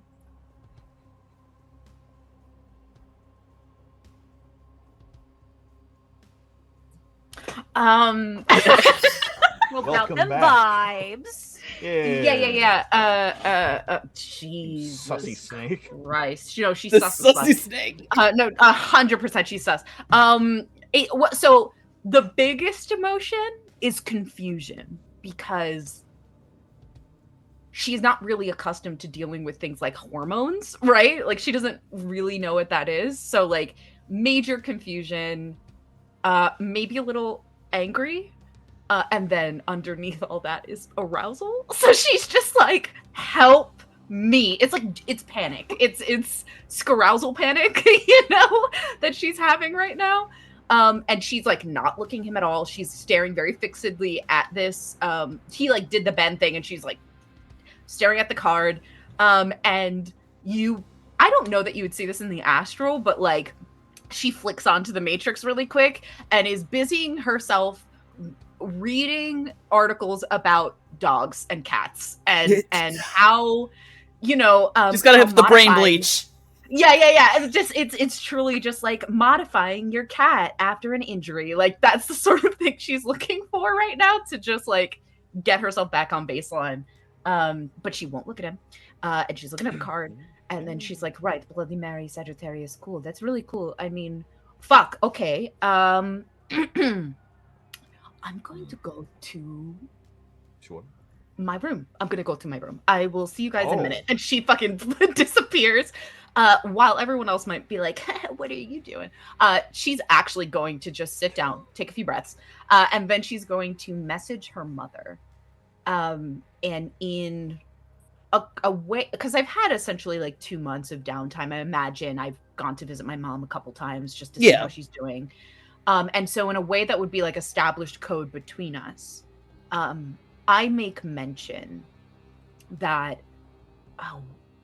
the sanguine mage is in town. You might want to watch your back. She responds fairly quickly with a message that breaks out with, "I've informed Lotus. Thank you. Keep yourself safe." Also, any exact... and then it's not a sentence, but it is a request for an exact location, if possible, of this individual. Okay, well, Mojave did give us as close as possible. Of a Yeah, description, right? it's the lower shoreline of LA, which there's plenty of buildings, but that's a decently small area comparatively.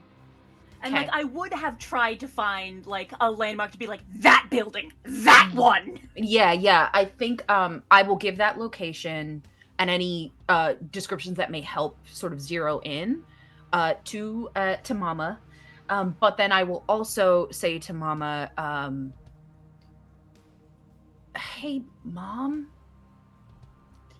what do you do if you like a guy?"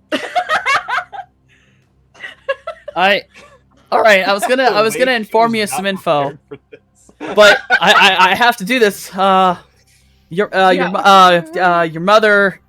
Yeah. What does my mom say? So, It honey, takes a there's minute. the birds and then there's the bees. There's the birds, the bees, honey. So your mother responds with, A long pause. very long pause. And She then- will. She will eventually message back.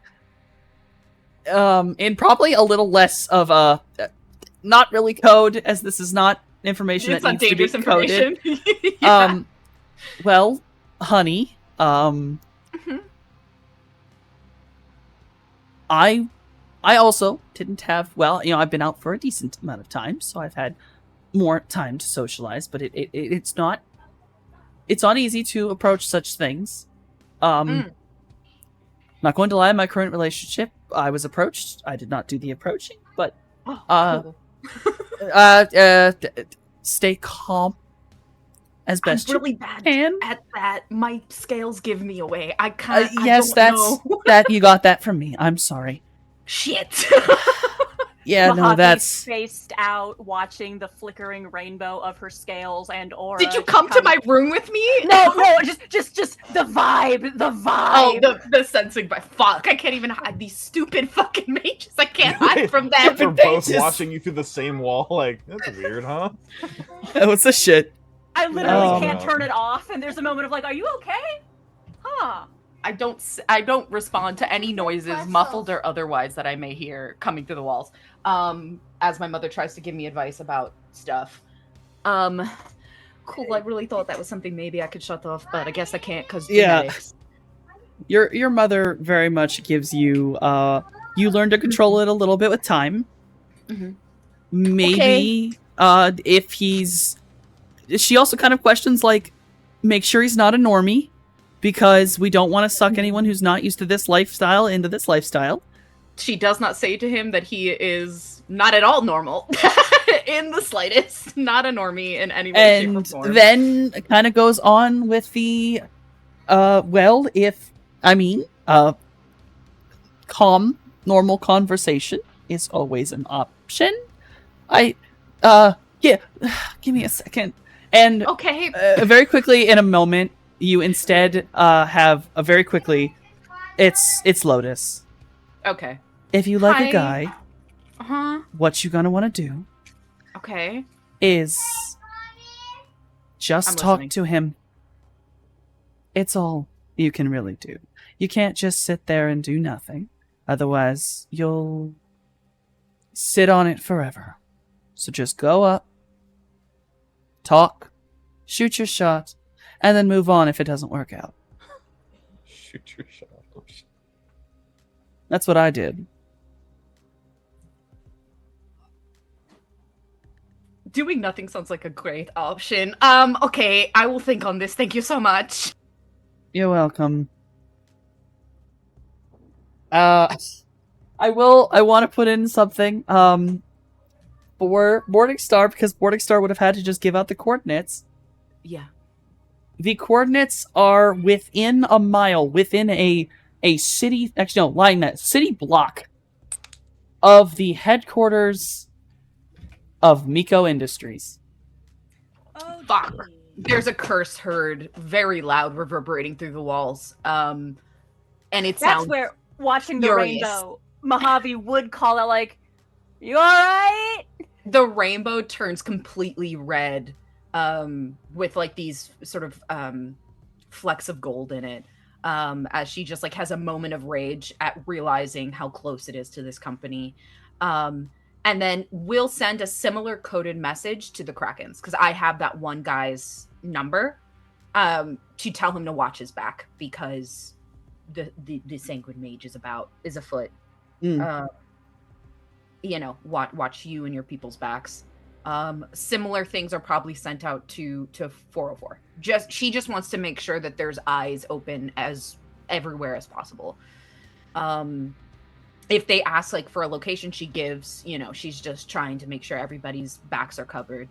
And then she'll come she can't stomp anymore because she's a whole ass snake, but there's a lot of like sort of like rattling sounds coming from the hallway as she exits her room and comes back and says, "Right, so I called my mom. Turns out that the location of her is about a block away from Miko Industries.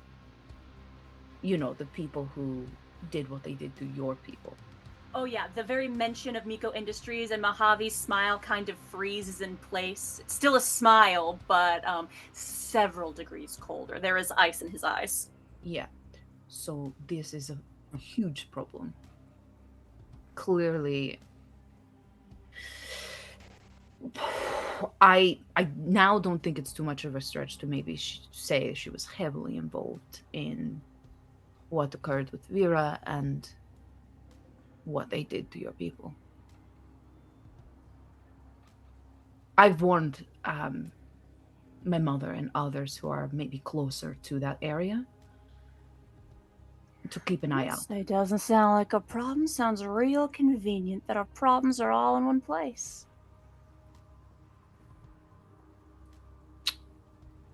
That is a way to look at it, certainly.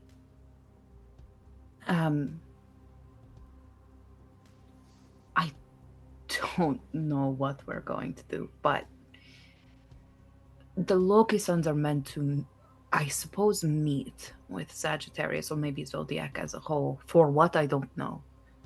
But my mother did mention that it was very big and very important, something that I suppose will shift how things are done.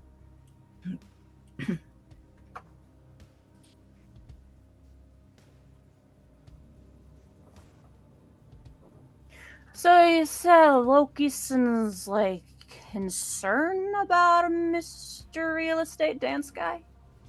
Not about him, but whoever about- Sagittarius is. Yeah. It would explain why Icarus was bringing him up in hushed whispers. All right. What? Mm-hmm. Someone was bringing Sagittarius up. Mm-hmm. Who? Our Icarus, our fixer, one of our fixers. Oh, I remember. Oh, okay. Would cause concern. Okay. So, what do we know about Zodiac? Honestly, not much. I found an article. It took me fucking forever, but I found an article about them kind of hidden amongst the conspiracy forum. So, sometimes there's grain of truths in there, sometimes it's all just babble, but they spoke that there are members from Seattle to Mexico and perhaps even further east There was a mention of something named. Is it Ophiuchus? Is that how you say it? Ophiuchus. Ophiuchus. Ophiuchus. It is a hidden 13th zodiac. I looked stuff up about that, and it is the serpent bearer, which is incredibly concerning to me. But that is Sagittarius is not the only person in this group that takes on a zodiac-like name. There are others. I Aquarius, mean, I'd Aries. imagine call themselves Zodiac. They'd be on Right. But there is a weird thing of also X, which I don't know how that plays into it. Well, I'm unsure. I mean, real quick, what about Serpent Bearer bothers you? I don't like the idea of anyone holding someone like me down. Or, wielding someone like me for whatever means. It's Okay. it's Alright. uncomfortable, Yeah, I understand. Yes. I empathize. I empathize. You may recall our first meeting. Oh, right. Yes. Yeah. No, I'll try to fist bump her. Like, no. Yeah, I'm with it. She fist bumps. There we go. Yep. Right. Another pound. Yeah. What is more concerning is what they might have in their group. Clearly, they have at least hackers, at least deckers in their group for them to have. I've had an interaction with them before. Yeah. Not direct, but you remember those videos I made with T? Vaguely. Right. So, TLDR, I sort of helped our former teammate torture and kill a bunch of bad guys. So, and then filmed it and turned it into a movie. And yeah, okay, it wasn't my best choice. It wasn't my best moment. Okay, don't judge me. It wasn't great. It wasn't great. Remember, okay, anxiety. Remember when I was asking you all those questions when you first joined up, asking just how messed in the head you might potentially be, and really glad that you weren't. That's why. That's why. Well, hey, I'm not going to judge anybody. In the past, we just, we moved past it. It's in the past, right? When was the last time you made a snuff film? Not recently, I hope.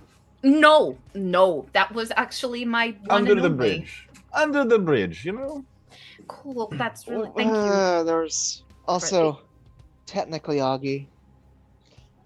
Okay, but I did. Okay, maybe that was something I did do. Okay. Well, I mean, think it sounds like It wasn't you were recent. I mean, influenced by a negative figure in your life, and he's gone now, right? I wouldn't say that he was negative. Just that he nod. He just had some issues, and unfortunately, I could not help him. Are you with gaslighting me or yourself? Points at scales. Well, hey, she curls in on herself. We can break these chains, am I right? Look, it doesn't matter. He's not here anymore, and he's never coming back. Good. So, and when she says it in this like angry way, like he's not coming back. And behind her, both Cloudy and Mojave exchange a look with that awkward smile of "if only we should be so lucky." Right. Cool. Man, Scales brought back some Matrix ghosts with her. Her own Matrix ghost. I'm sorry. It's extra noise. Okay, so anyway, past is all that, but I did make those films. I put them out. I hid it really well that it was me. Like some of my best work, but I guess whoever they have is better, or I don't know. But I received a sort of like a comment under a video, hidden under encryption and such, that they see me, that they something along the lines of they know who I am. I don't know. But Well, that was a while ago. So if they was gonna do something nefarious about it, they probably would have done it already. well, all things considered, you said Raymond was a real estate agent. That company that he was real estate agent for owned the building we used to live in. Oh, Huh. neat. Owned a lot of the buildings around there. They often sell them and do whatever, but that particular building they owned, which makes me a little uncomfortable, but it is what it is. At this point, we are no longer there. So Sagittarius seems to have their hands in a lot of pies.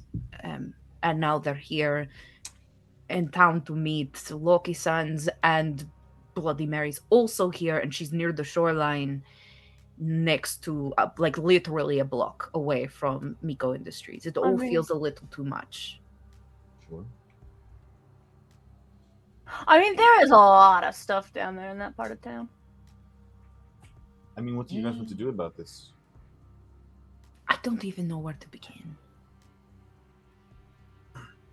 I can try to get my mother to let me go with her, maybe in like a hidden way, to this meeting and see what information I can pick up, but Cool. Do you think we could just ask the fixer? If he was saying stuff, he might know things. Yeah, he seems like a knower. Do we want Looking at Cloudy, if that's a good idea, being the more experienced Shadowrunner here. One more time. Full plan, start to finish. What exactly I are was we just wanting to saying, do here? could we ask Icarus if he knows anything about Sagittarius? Because you said he said the word, and he seems to know things. And if we know things, then we could make our plan. Well, But if you until guys... we know things, we can't really make a plan. There's another thing we could do. I'm not gonna lie. Pretty sure that guy wanted to fuck me. We could honeypot. We could do the honeypot. We could. A classic. A trope, even. There is a 404 fucking not functioning because she's looking up what a honeypot is. She doesn't know what that is. So she's briefly just like buffering as she learns what that is. Cloudy will go ahead and just scowl on his face, kind of like. Oh, yeah, that's probably better if we even ask him directly and be like, "Hi, are you a Sagittarius?" And what does that mean? Yep. But that being said, usually it's bad form to go asking fixers about details about potentially other clients, kind of thing. Yeah. If he Probably knows, not the best plan. Yeah, so we can just ask House Guy himself. If you want to, I mean, they had a dance battle. Where he Well, showed off his that supernatural skills. It wasn't really a battle. Like, hold on. What is a dance? They had a dance curb stomp. Yes. Okay, what is that? I just need to know what a dance battle is to start. I need baseline here. What is that? They danced at each other to see who could do it better. Oh, okay. Yeah. Why would Liam does it real good. I did not. It was a slaughter. I didn't want to get involved, but my hands were. I mean, the people. The crowd on the show. picked me up and threw me onto the stage because they were so impressed with what I was already doing. I didn't have a choice. All right. Not. You didn't have to. You didn't have a choice in showing off. The whole club picked me up, put me on stage, and I could swear someone in the crowd was chanting Liam. I don't know who it was. Someone was doing that, and I was like, you know, I can read a room. I know what the people want. I see. Just the people pleaser. Okay. Whatever. It's irrelevant. All of that is vibe, right? You know. Yo, I was Liam's hype man. Oh, yes. You couldn't see me in the crowd, but I was there. You guys are saying a lot of I words. can hear the don't pitter have patter of your context little for. feet as you scamper about. You just see his little hand sticking up. Don't worry about it too much, Scales. The point is, this guy was dancing in a random club, and like, if he wanted to be shady, I don't know. I feel like a lot of shady people take themselves a lot more seriously. This man showed up at the club in a game suit. I don't know if we know what the barometer is for shady or not. Was it that kind of club? Or was it just like a regular ass club? I just feel like it's a little out of place. It's a place where people Not go dance. exactly out of It was place. a dance club, Electric Boogaloo. Oh, Or yeah, Known for its Okay. breakdancing. okay. Yes. So it was not like that kind of club. He And it just was like had a on him. thing where like he was a champion, and like every week he was dance battling people till he lost. Yeah, he lost a bet. He wasn't like excited about it. Okay. Okay. Well, I mean, sounds good. Yeah, we can just call him up and be like, "Hey, you want to go get drinks? You want to go chill? You want to hang out?"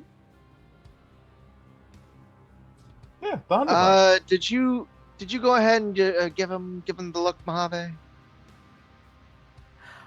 'Cause I don't think I did. Retroactively, I am always in the astral. Would I have noticed Yeah. anything in particular about this guy's aura? I think Well- I did a sense, and I think he said he was like, I don't remember.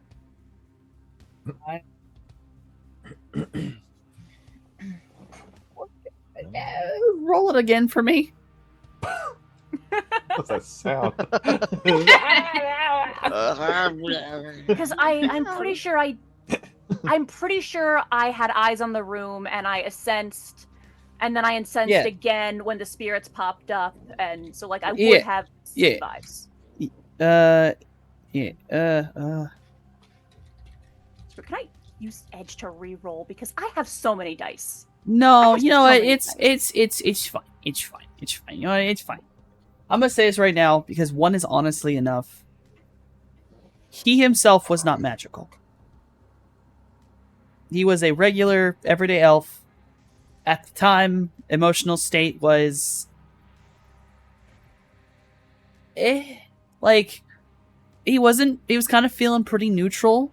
Maybe there was a bit of excitement in him as he kind of trotted off, specifically when he walked away from anxiety. He was headed somewhere that he was excited about. Yeah, which very well could have just been home. I don't have to be here dancing anymore. Yeah, but he was not a magical individual. Yeah. He didn't seem magic, and he just seemed happy to get out of there. Oh, and he had full essence. He did not have any cybernetics. I mean, he didn't have any metal bits or nothing, so like... So very, very normal.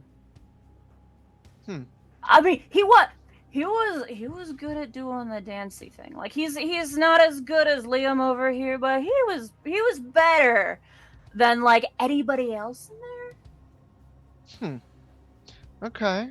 All right. I mean, that might be our best bet, is to get this man to a particular location and then ask him some questions. Well, have a date. We'll be able to follow after him.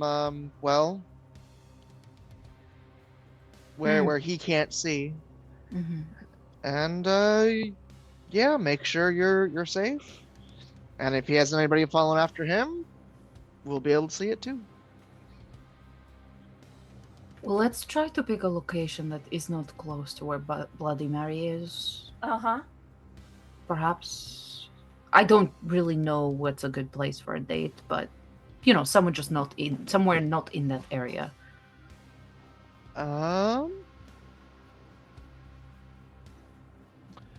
Softy, what's the weather like? The Recently? weather. It's been nice and shiny, sure, but like, what time of year is it? Oh, it's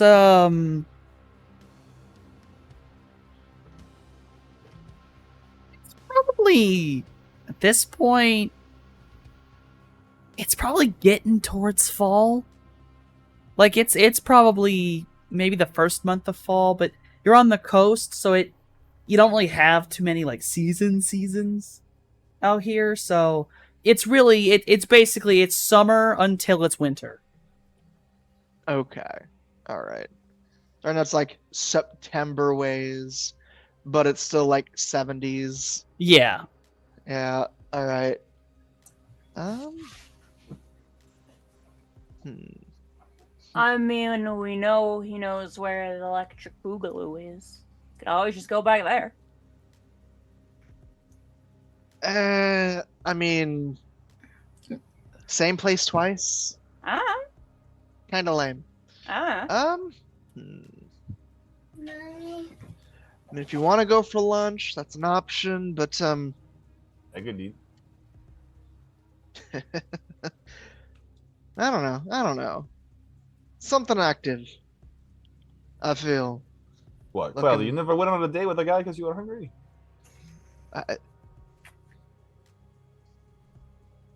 Shrug. Well, Yeah, I can't say I know too much about planning dates. I mean, most of my dates have been with girls, and I'm usually paying. oh, So, well. Just me then? All right. No. I bet they were all days, weren't they? What? You know, dates. They happen on days. Right? Like on the calendar. Yeah. There's no Pat Jay reaction. on the shoulder. There's no reaction from Whoa. Morningstar because Morningstar is actively looking up things about dating people because she doesn't even know what dates are. So she's just like, "What is this?" They keep Look, throwing words at me that I I've- don't know. The best advice I have is the best day for a date is a day in the NY. Fair enough. Ooh. Now that I can read again, I know what that means. This party's romance game is awful, and I love it. The whole fucking party. Hey, Well. hey.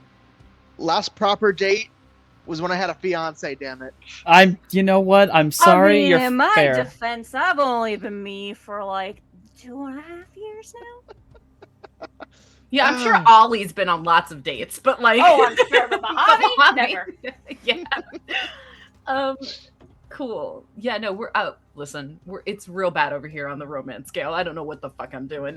So yeah, she's looking up information as you guys are chatting back and forth. Wiki looking like how. a But Yeah, Claudia's just kind of truly. like, I don't know, like maybe rock climbing or something. But I don't Are think there you any get stuff much left around- information there. Literally, I just around think, yeah, here? lunch is probably a good bet. Just something yeah. you sit there, you chat, you get to know him, and we can stare at him in the spirit space and see if he's sus. what Reason time enough. is it like right now?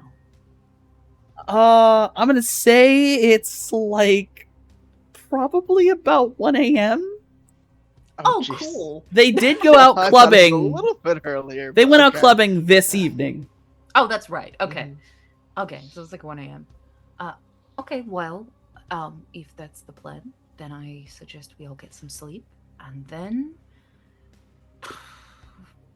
date tomorrow, I guess. Am I asking this guy out? Well, I'm not, so That's probably the best plan to get some info on the guy as a whole. I mean, And you're the you one who's were interested in it. and you were going for numbers and dates before. I know this wasn't what you were imagining, but I mean, No, not really. Oh, you were.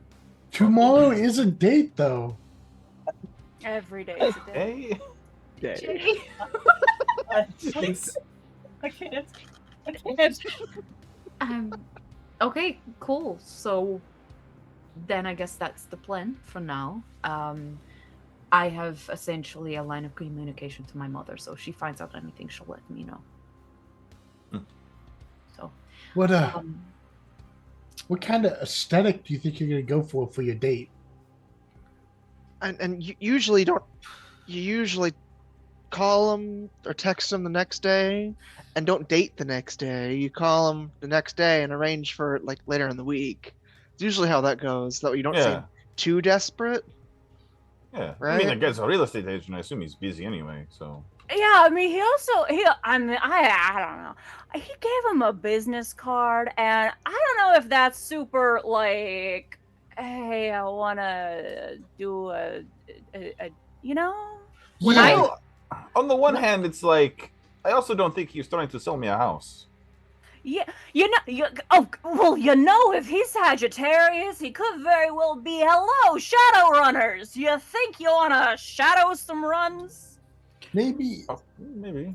maybe you should like Especially DM if him he's been first keeping an eye on us. and like, play a it's video like game. Zodiac Oh, people did have you? been peeping the vibes. Who knows? Maybe he just knows who we are, which isn't a great idea, but it would make this a lot less Yeah. awkward. I am going to look at the card again and look at the number. It's a number directly to like the business offices, or is it like a personal phone? You see that on the card, there's like two numbers. Mhm. There is one number that is like, it's like one something something something, which very clearly seems like a business number. While the other one is more actually, it is the area code for Seattle. So if it's not a cell number, then it's going to Seattle. But if it's a basically cell number, that just means it was created in Seattle. Is there a way for me to hack and find out if it's like a cell phone that was bought, or like, you know, a device bought in Seattle, or if it's like a building in Seattle? Does that mean you would like to look up cell phone records and try to hack into get them? Yes, I would like to do that. Softly, Would you please roll me computer? Computer? Okay. I got a 5.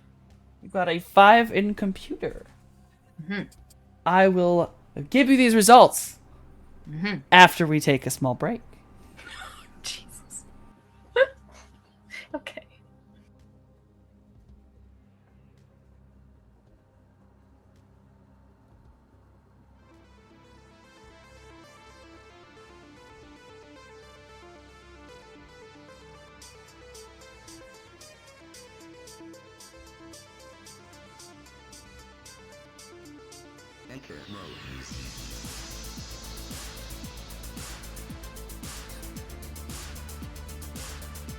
About Raymond's phone number, or Ra's phone number, as he likes to be called.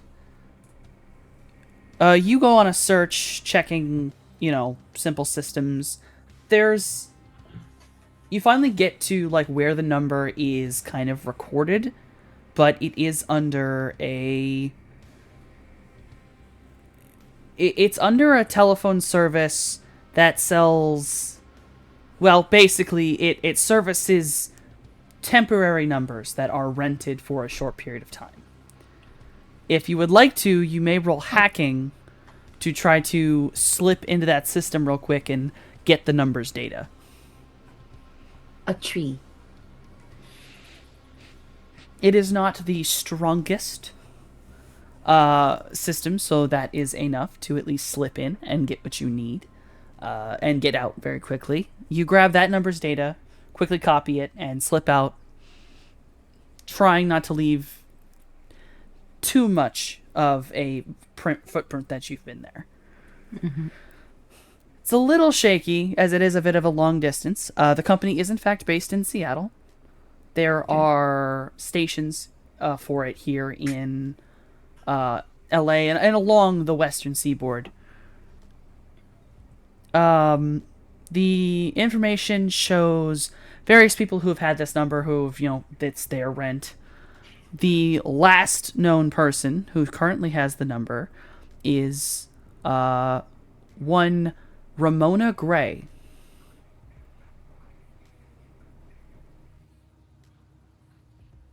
Interesting. And she has had the number for 3 years. Huh. Okay. I give the information to the group and say, the last owner is Ramona Gray. She's had it for the last 3 years. You met Raymond, you said? Yeah. Well, they prefer to go by Ra, but yeah. Ah, But it could be an alias, could be a twin, could be could be anyone really. A Yes. sister, a fucking. could be could just be a fake. Mm-hmm.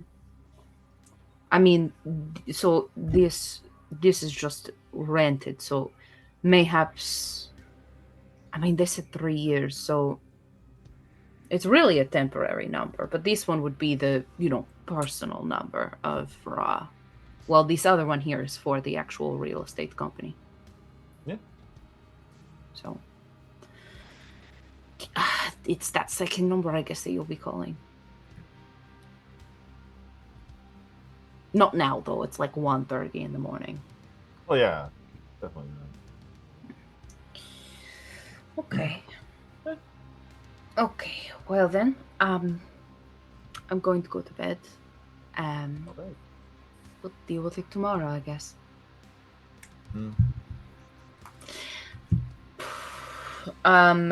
Morningstar takes a second to just, essentially process all the information that we've kind of gone back and forth on, and then we'll get up and slither her way down to her nest again. And her room really is like a nest. It's just like blankets and pillows, and then she's got like a section that's like some books that she's acquired over time, and little doodads and things. And she's probably got some weights in the corner that she had from the old place, because she still does work out, just a little differently now because her body's different. Yeah, so it's sparse in a way, but it looks like just a nest in there. And she curls up and lays down, a little bit worried about not just her friends, but also like her mother and the Loki sons, and them having to deal with possibly not just Sagittarius, but also Bloody Mary, and how that all connects. So yeah.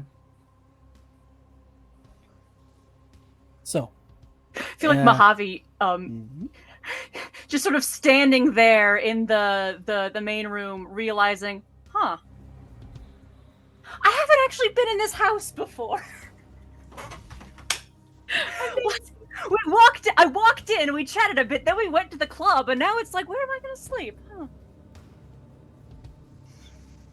There is a room made for you that I'll say that Jason, points out to you that he's very excited. Like, yeah, I made that for you, man. It's your room. I'm so happy you're back. Now we're a team again. Impression. That's perfect. Yeah. Now we're a team of heroes again. Of course, another pat on the back. Yeah, I'm gonna go to bed now, man. Mm-hmm. Hey, I gotta work hard on that tooth fairy bot. Yeah.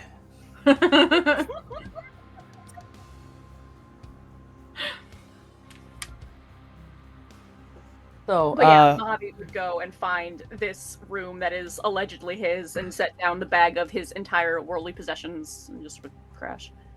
And it's a very simple room.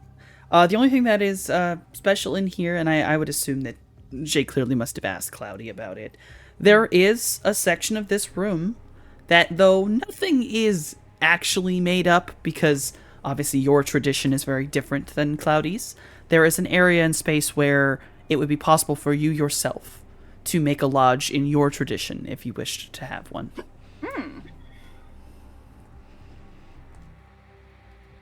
So the room is sort of set that way, and other than like that, it's kind of set more probably things like in a way that you would be used to. Like the bed is smaller, simpler, nicer, and it's just sort of in a corner, and then the rest of the room is open and more made to just store and maybe do magic and alchemy if you needed to. Yeah, high key, the vibe, Mojave sets down his bag and like flops on the bed, but he very much like the vibe is that he's camping out here. It's not, this place is not his home. Of course. Is there anything anyone would like to do in the night, or sleep through the night and we wake up the next morning? I'm Mm, literally nocturnal, so I'm going to be very quiet as I slink around the house and like watch TV with the volume down low, or like mess around on his phone. Just, he's actually just nocturnal, prefers to sleep during the day, so he's just like, and maybe go out and like, take a walk or something. That's it. Yeah, I figure normally Mojave is actually probably also fairly nocturnal, just the way his lifestyle tends to wind up. But he's also been working himself way too hard lately and has not taken a break in like 2 months. So I think he kind of just collapses and, sleeps it off. I think it's fair to say that most of the time our work makes us not nocturnal. But as things have panned out lately, especially like 2 months of downtime, some of us may have switched over to the daytime. One thing I'd like to add to this new abode, but I have to ask first, does it have like a balcony or like an area up on the roof? Yes. Yeah, there's probably been days where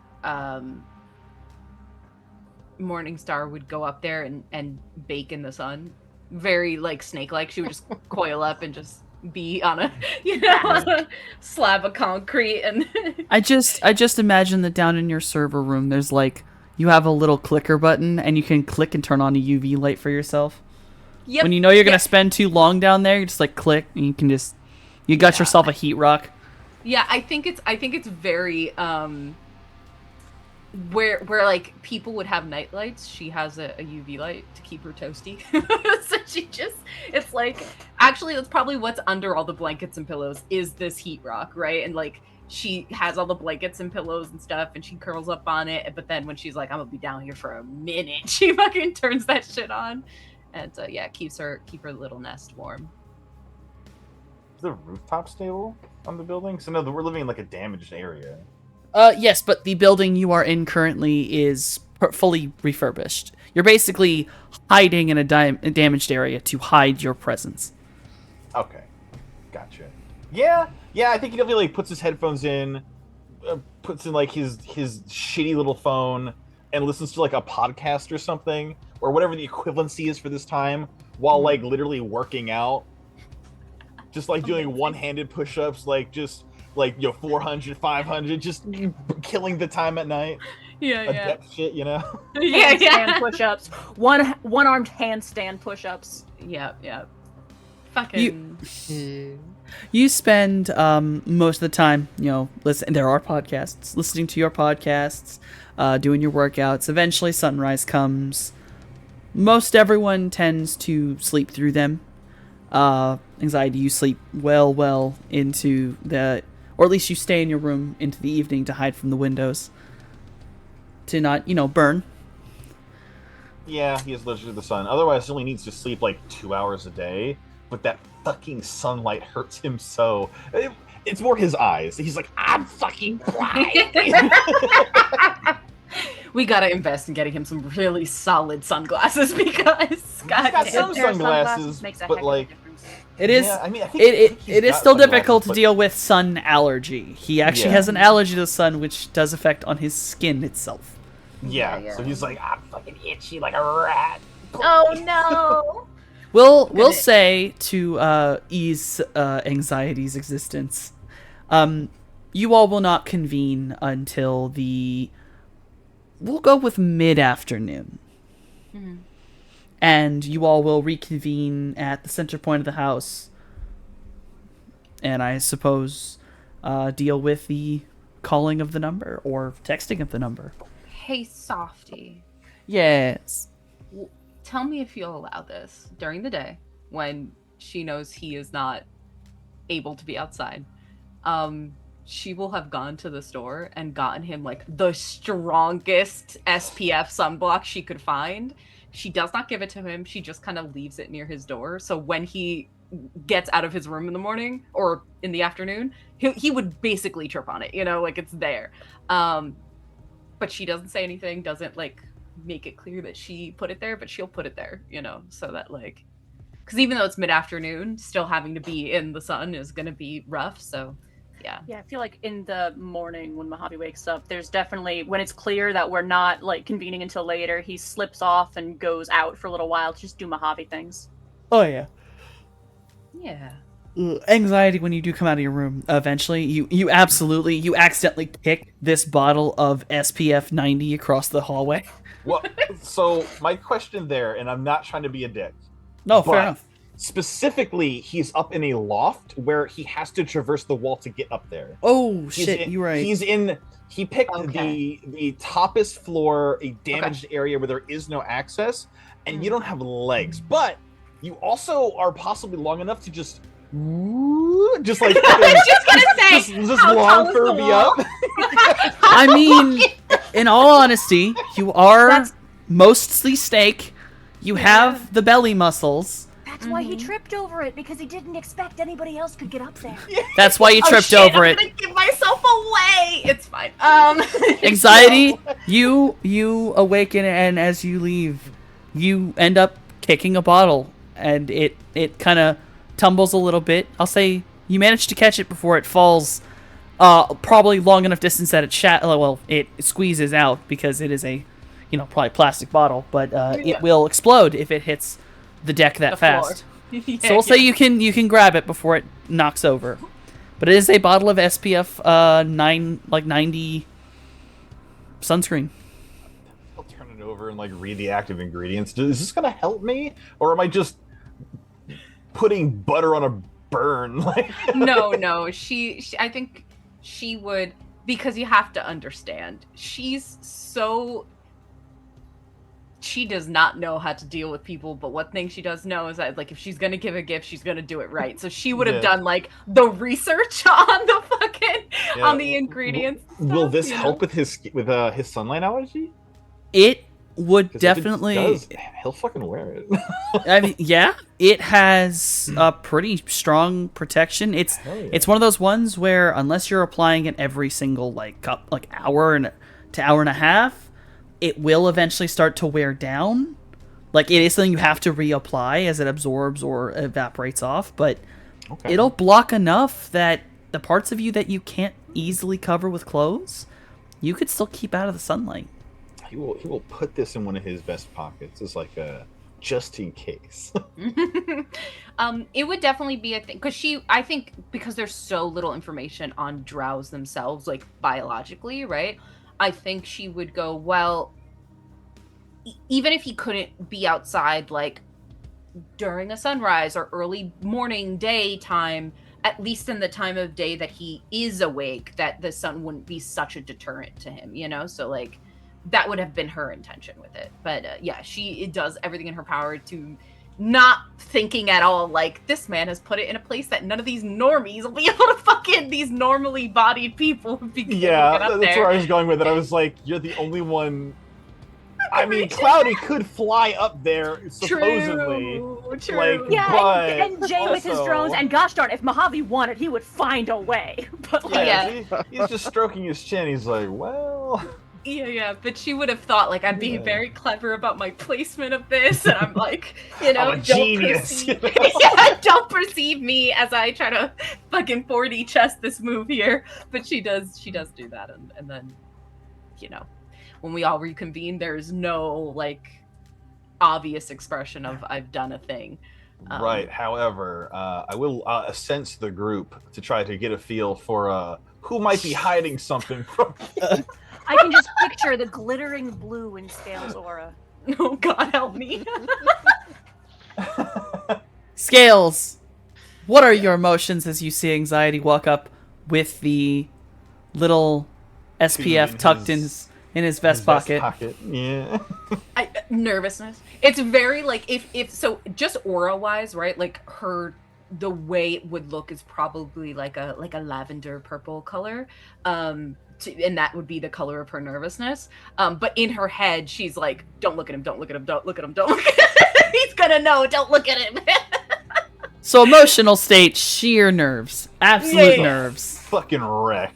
While everyone else, Maybe, I have to ask, maybe just that touch of pride that he accepted the gift.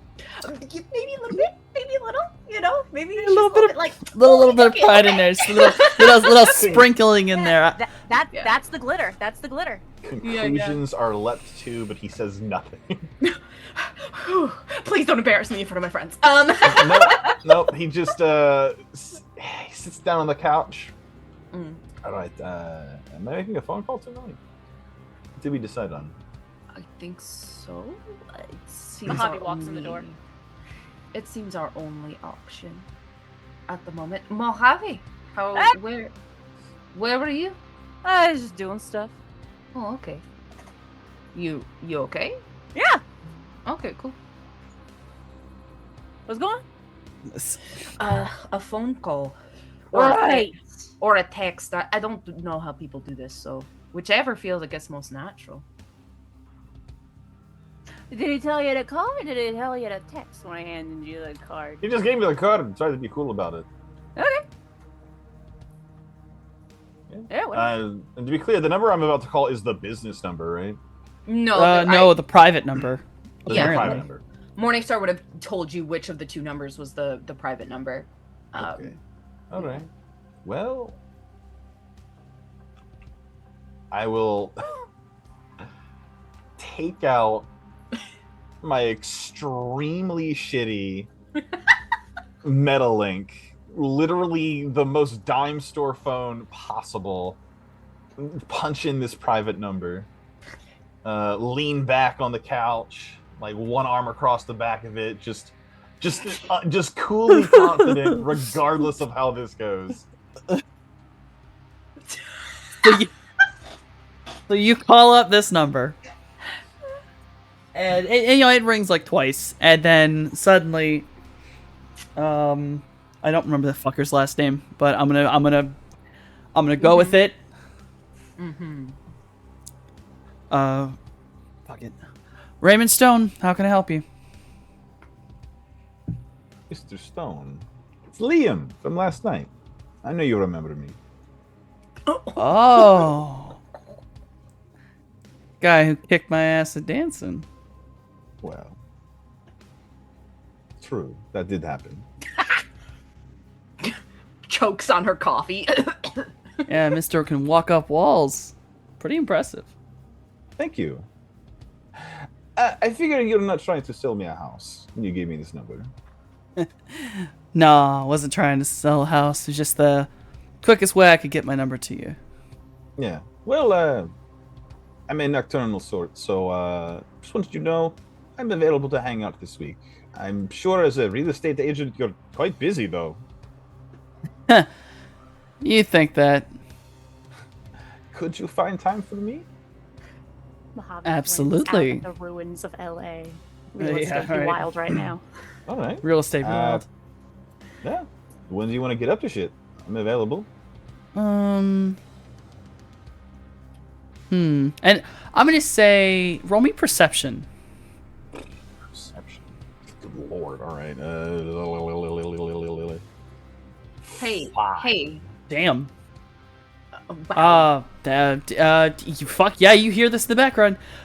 In the background, you hear very quietly, but this kind of thudding noise, and you recognize it, but you can't place it immediately. But as the guy's kind of like going, like, kind of humming and hawing, like he's thinking about something, you recognize it suddenly. You're like, that's someone getting punched, like over and over again in the background, like distant in the background, but someone is getting the shit beat out of them in the background. I know that sound. I'm intimately familiar with beating ass. Right? And very quiet, clearly, wherever Raymond is, he's very far away from this. Yeah. But you hear, fuck you, really low, very deep male voice screaming, fuck you, as the punching keeps going. Okay. And then Raymond's like, honestly, I'll be free in about, 3 hours, maybe? I don't know if you're free tonight, but... 3 hours? Oh, absolutely. I can pick you up whatever you want. How about you meet me somewhere, if you're alright with that? I'm fine with that. Great. Do you know the Diamond Stallion? Yes, of course. Who doesn't know the Diamond Stallion? Of course. As those words are said, the entire group, we roll our eyes. Hold on. Wasn't there like a brief stint where I worked there very briefly? That might have been a meme we told each other, but fuck it, yeah, sure. I mean, neither of us took it back, so Neither of us took it back. You know what? Fair enough. Yes, you worked there briefly. yeah. When he was in the very beginning of the downtime, when he was on that grind, he's like, "Yes, I've actually danced there before." You have. Morningstar has a moment where her eyes nearly pop out of her head and she immediately looks down at the floor. I mean, Yeah. in this economy, like- of course. Fair Raised enough. eyebrow, just like, okay. Fair enough. Yeah, fair enough. With your flexibility, I'm sure you were a great Well, I know you're a great dancer, but you know what I mean when I say great dancer. I perform many services for many people.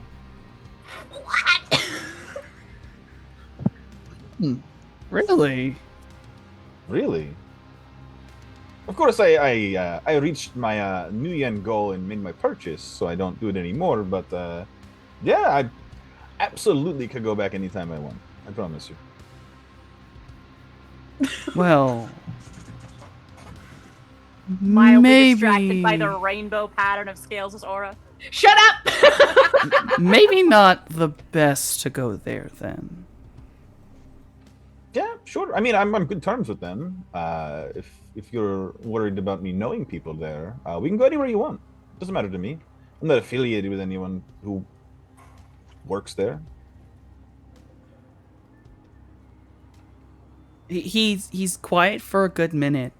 With that perception, I'll just keep it up. In the background, the punching has stopped, and you hear.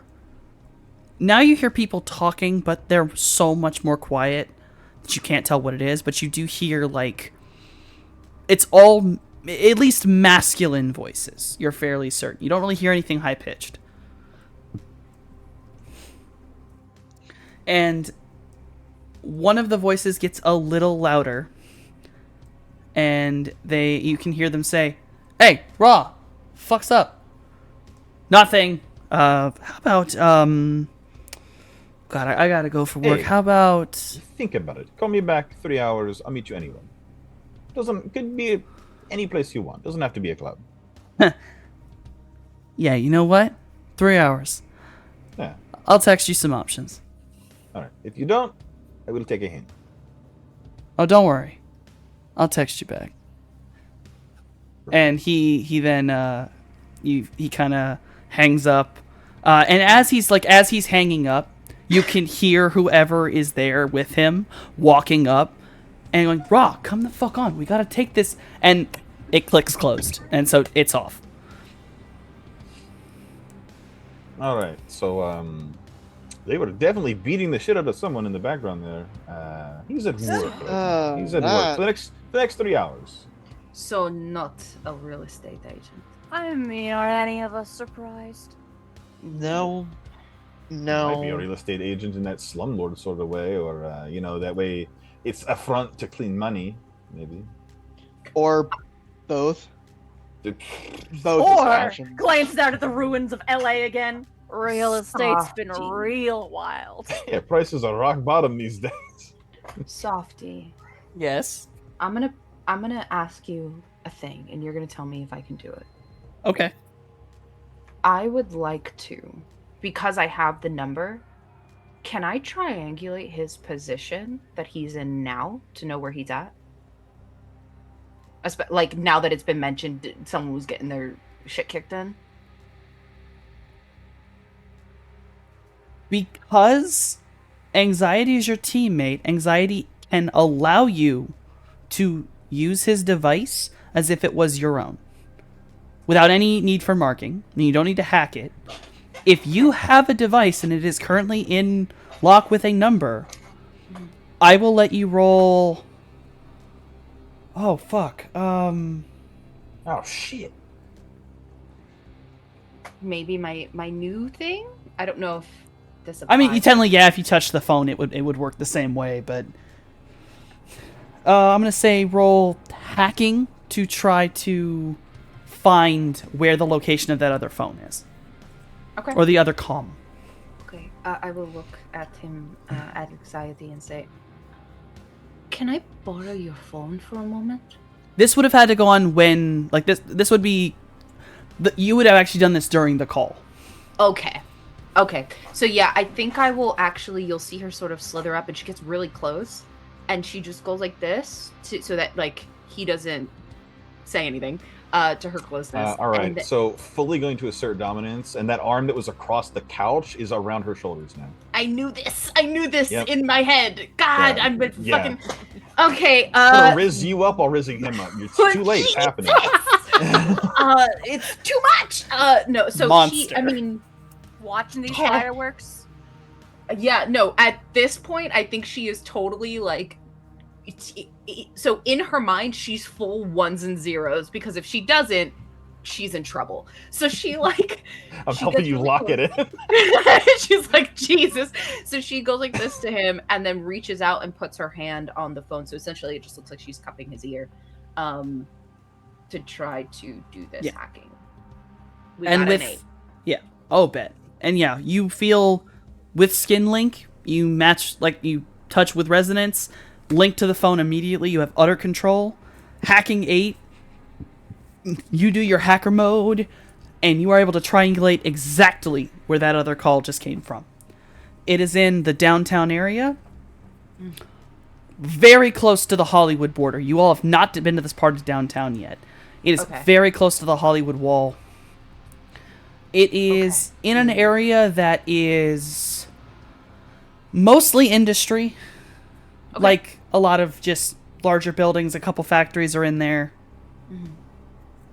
Yeah. They're not dirty industry though. They're clean industry Yeah. because they are close to a bigger part of the city. Okay. How far is that location from the locations that we know for Miko Industries and Bloody Mary?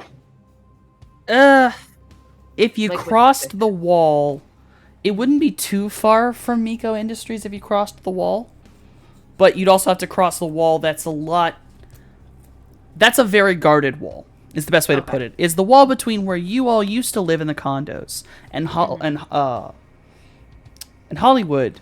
It was sort of, regular ass wall. Those were very economically similar. But especially since the flooding, they've started to put back into place the wall lockdowns and separating the city out in the old method they used to, because they think they can get away with it. The wall between those two places is heavily guarded, heavily locked. It's not really a safe trip between the two.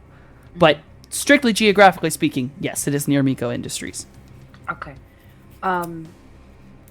Her hand comes off and then she like suddenly comes out of the ones and zeros mode and realizes what she's done.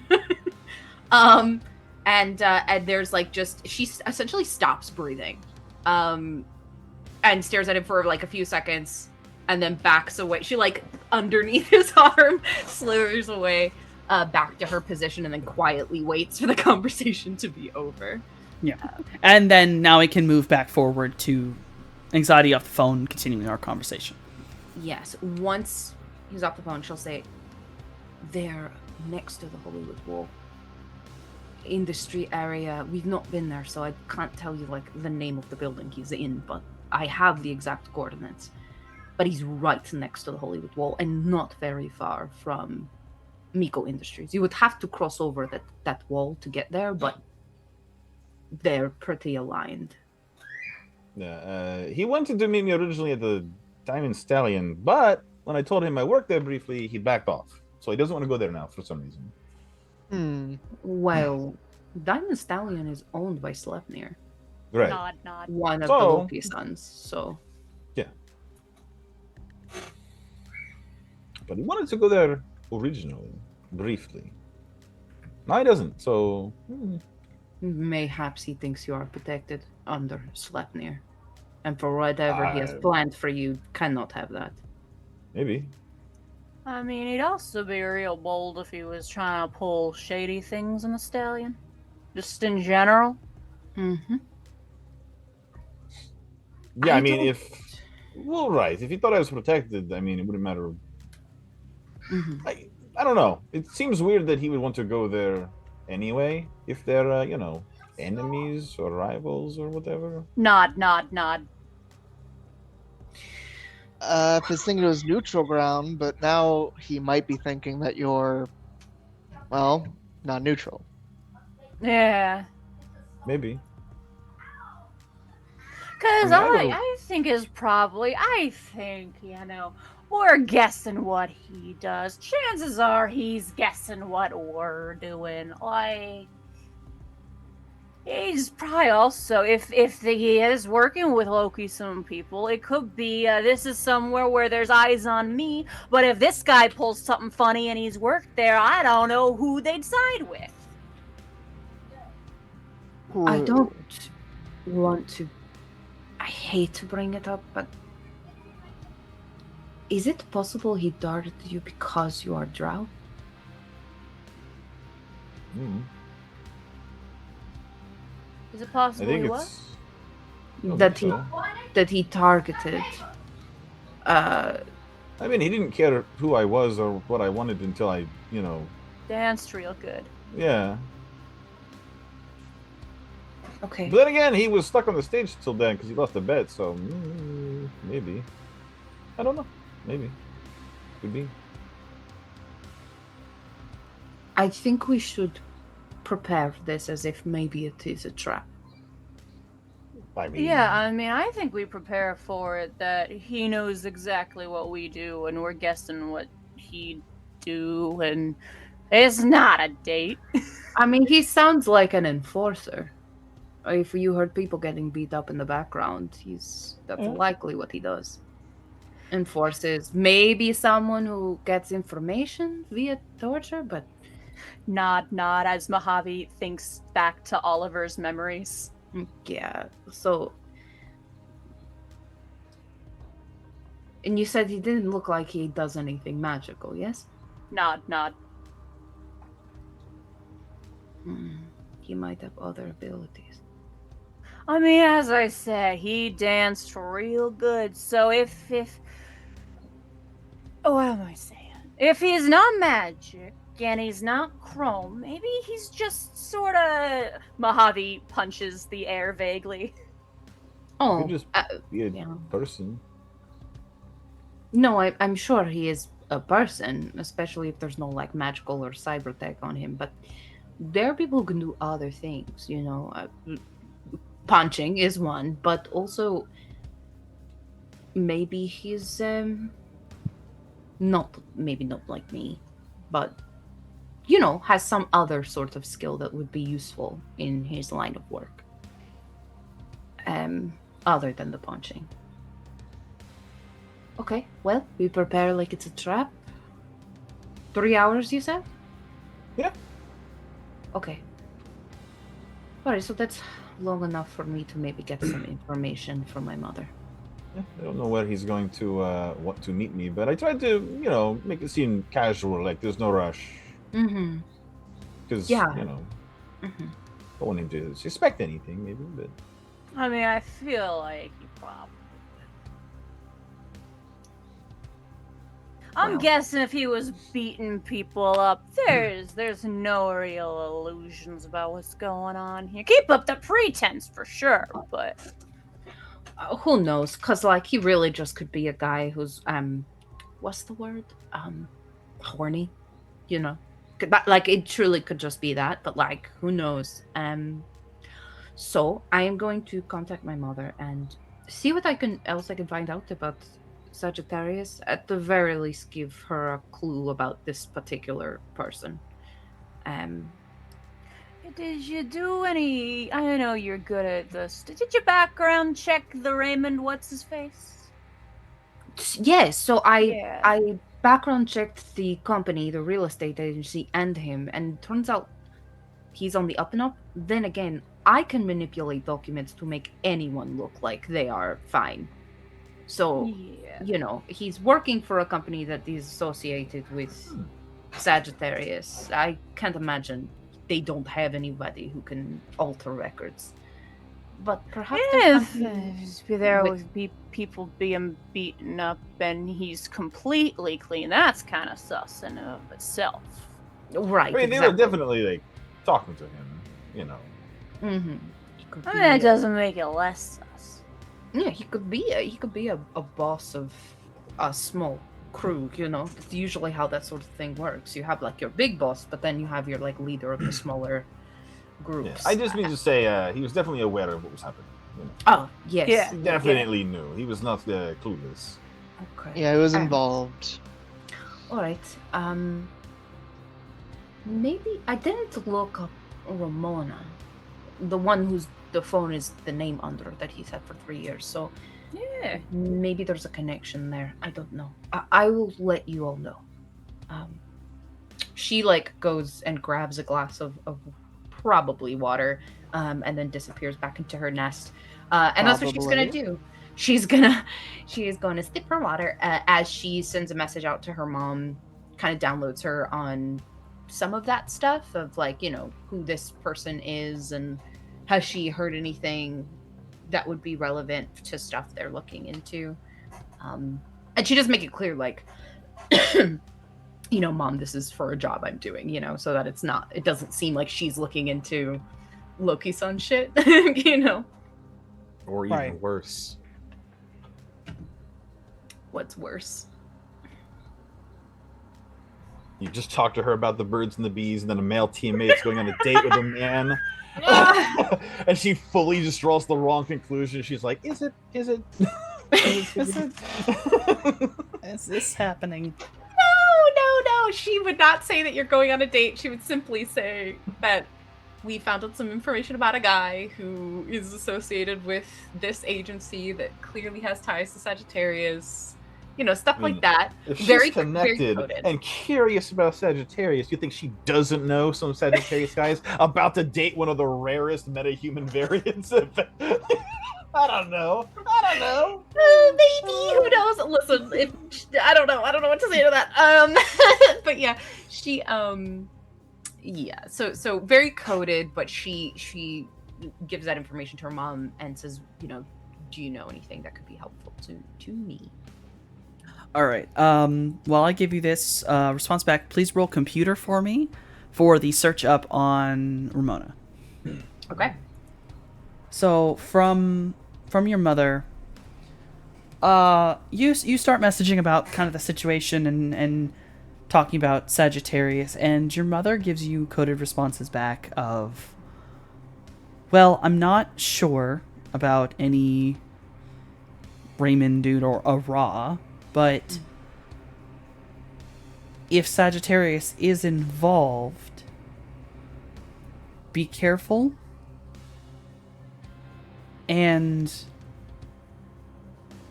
if anything happens, go to Sleipnir. The moment she says that, that's when Morningstar says, so our group was gonna do kind of like a honeypot with one of our other members, and they at first wanted to take this member to the Diamond Stallion, but then when they found out that this member formerly worked there at one point, they suddenly changed their mind.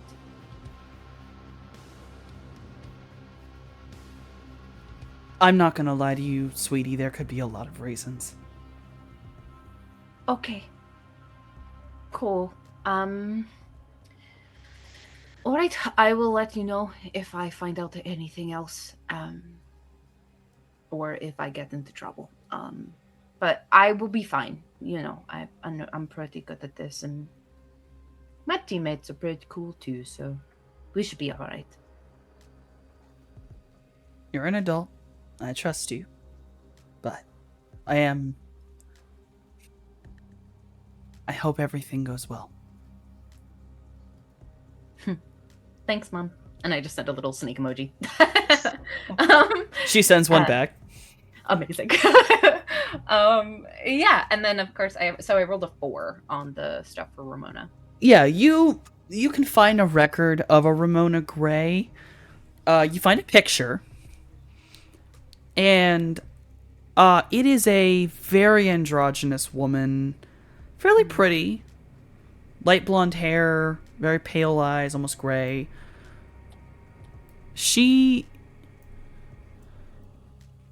It comes up that there's a bit of a conflicting issue with her records. Okay.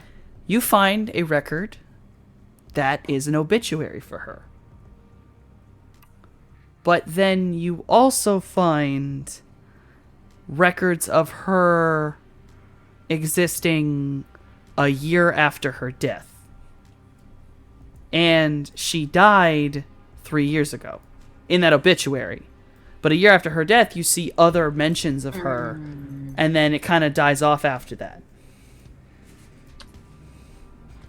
Okay. Interesting. Cool. So I take the image and the obituary. And I will go to the group and say, guys, can I show you something? And sort of in like, if I have a sort of digital pad or something that I can bring it up and show them. Because I know not everybody has tech on them.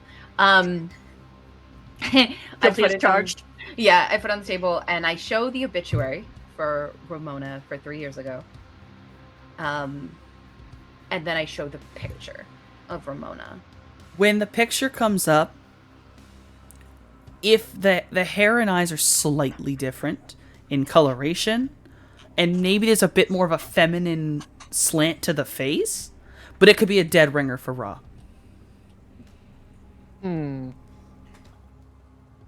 Twin or trans?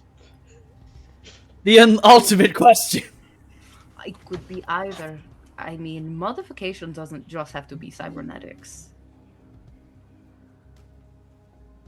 And if you've got money, you can make yourself look like whatever you want.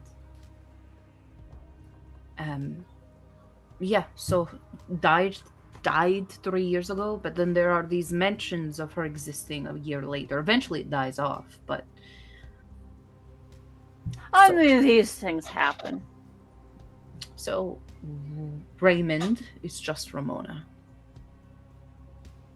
For all intents and purposes, if she did die, he took it up for, well, same reason we have sins. Yeah. Yep. So If anything, even better than a fake sin because it is real. yeah. So I spoke to my mother. She said that if anything were to happen to Cole Sleipnir, but Sleipnir. she didn't elaborate any further. I told her a little bit about Ra's reaction to first suggesting the Diamond Stallion and then saying no. And she said there could be countless reasons, but I can't imagine he believes me to be deeply connected, because how connected could I be as Loki's son if I don't see Sagittarius and go, oh. well, I mean, that's true, but the Loki Sons are like any other group, any other organized group. They have people who are simply pushers for things who don't know everything, you know.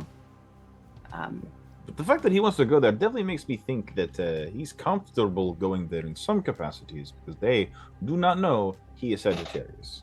Right, and I mean, if they do know, the Loki Sons are planning to meet with Sagittarius, so yeah, it could be a business thing that they're planning, and so that's why to call Sleipnir, or it could be they don't know he's Sagittarius at all, and he's been canvassing. You know, I can't imagine that the Diamond Stallion is the only place he's gone to in terms of the Loki Sun. But my mom didn't recognize the name. You know, what connections could there be to the Boogaloo place? Because, like, you don't just casually become champion and have to bet to on stage for a while. Who The owns... words are scrambling, but you know what I mean. Yeah, who owns the Electric Boogaloo? And Would is you it like connected at all? to look that up? Yep. Computer, please. Yes, of course. That Okay. sounds like a thing a DM has been waiting for a hot minute. All right. I will give this to you because you have some of the best option of figuring this out. Cool. Because you literally have been in the building. You have met the people who own this. The Electric Boogaloo is owned by a subsidiary company. Okay. That is okay. a front for Fenrir and is directly linked to the Casino Eclipse. Mm-hmm. Oh no. Okay. Yeah, she divulges this information. She's like, Fenrir owns Electric. I mean, it's on the Rochelle company, but he owns that, and it's direct. It's connected Okay, to it. so if whoever made the bet to put him on stage for a while, like that just doesn't happen randomly. So he's gotta be like pals with somebody Fenrir adjacent. I don't think anyone put him up to a bet. I mean, even if he just decided to do that, the DJ was like the champion and people were like there, and he'd been doing that for weeks. So The like bartender- one way or the other. And the bartender said the champion gets a free drink, so it's established, like it's a thing. So I don't think, it might not simply be that he lost the bet, but I can ask him about it. Still gotta have a connection there to get in that position, I guess. Yeah. Could ask him about it. Yeah. Ready to go? I mean, we won't know next moves until we learn more about this guy, but I imagine that just like Liam won't be going alone, neither will he. So Mojave just starts How are you guys going counting to... 1 finger, 2 finger, 3 finger, and just how funny would it be if a good stallion is slept near, and then Fenrir has a boogaloo. How funny would it be if he suggested a snake pit? Yeah. If he's One thing- trying, oh, go ahead. I'm so sorry. One thing we have to figure out is how you guys are going to follow me. You can't use the Roadmaster. Hmm. I'm We going have- on my bike. You have a bike? Yes. Oh, He yes, has you a do. very nice bike. I'm so sorry. I remember Yeah. this now. My bad. Yes. you Yeah, have a- I'm going there because I'm not. It would be weird for me to show up to this and get out of a tank with a bunch of runners. Yeah. Mm-hmm. And You look got a how he's got car, a right, jackrabbit. Yeah, he's got a nice one. Yeah. He's got a little two-seater, I think. Either way, I don't think you're going, and since your frame is generous and lacking in economy, you know. Yeah, I will be in the Worldmaster. Yeah, but no, that brings up a good point. I am very obvious. The other two can be far more sneaky than I, so mayhaps I work from inside the Roadmaster. It really depends where he ends up suggesting you to go. Because if he suggests snake pits, I can leave earlier and be there beforehand. Keep in mind, Jay's staying here. He's the only person who can drive that thing. You can't work the pedals. Look at you. That's your... God damn it! There's also no pedals at all. Yeah, there's also the cocoon, you know. So There's also he like Jackson or what. Technically, I can do the same, but like it's a little weird. Yeah. Yeah. She does like expose that like on the back of her neck she has a little spot for if she needed to jack into something, which is a very but, rare you're- situation. But you know, shapely, noticeable. Except you don't gotta do that anymore. no, I don't. Shape. I am. Just a look at singular- look at you. I am a singular shape. What do you mean? I'm a You- tube. Are a noodle. You can be any shape you want. I can't. I'm gonna The need. knots you could tie yourself in. She's fully stops reading. She doesn't know how to respond to this. She's like, The what? DM has walked away from his desk. He needs a minute. Mojave just looking back and forth, like not really. The words that No, but Anxiety's same. saying mean nothing to him, but gosh darn, his scales aura turning funny colors. It's truly the fact that she doesn't actually know what those words mean, but it's the way he's saying that she's like, what? She like cannot process. She's like, right, so I don't know how I will get anywhere then. Yeah? Unless unless he does suggest a place like the Snake Pits or whatever, that I could have someone drive me there earlier and just be inside the place. And then I know that Cloudy, you have a car, so you could take Mojave. Your car is a little too, I think, small for me. Although you did fit T in there, so maybe Barely. I'm pretty sure I heard scraping on particularly tight turns. Maybe if Fucking you, wheel wells all fucked up on that side. If you curl up your tail real tight, and then I could just like crouch in the trunk. That's crazy. I will fucking take a car. I'll take a taxi.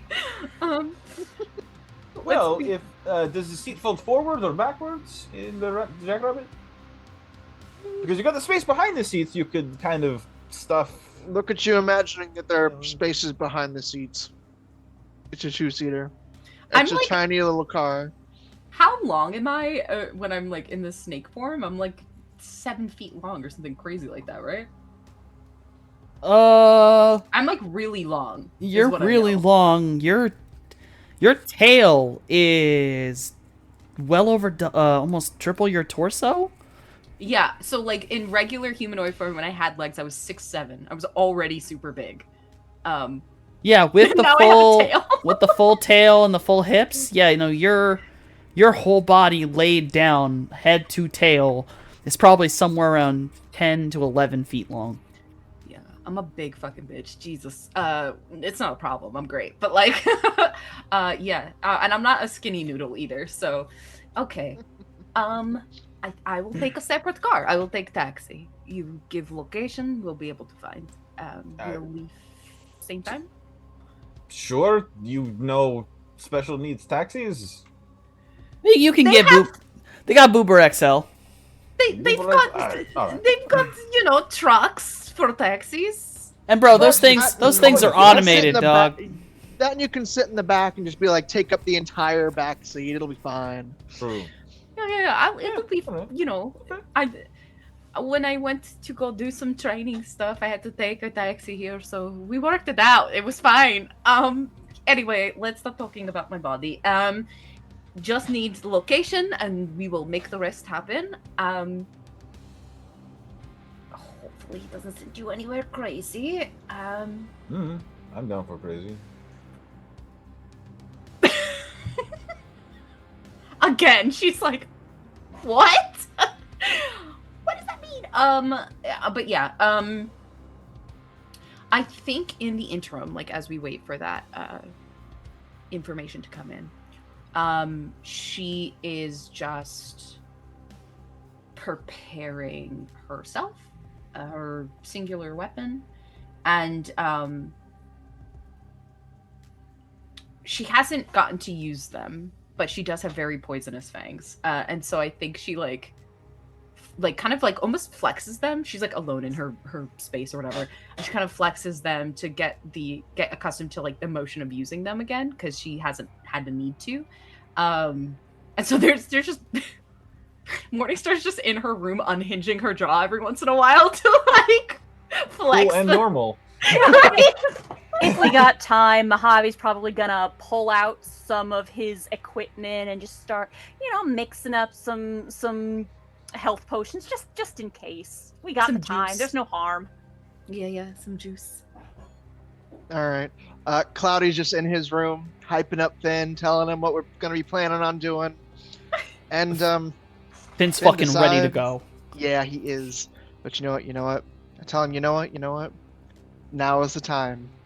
You're finally ready to become my hat. Finn, like, pauses for a second, thinks, and then just starts vibrating and jumps towards you. And he becomes a hat in real life and on the astral plane. Amazing. Duplicate of Mojave's hat. Does he become a copy of Mojave's hat? I was thinking, like, the most... I was expecting, like, something more extravagant, because Finn is just goofy. But the Like, only point of shaking reference like for a that. hat, though, the only Yeah, he's point been of hanging out with reference Mojave. is Mojave, so he Mojave, becomes a fucking cowboy hat. he pops up into your hands, and you are now holding a dark gray version of Mojave's hat with a little white on the underside, as it is now shark-colored. You have a shark-colored version of Mojave's hat.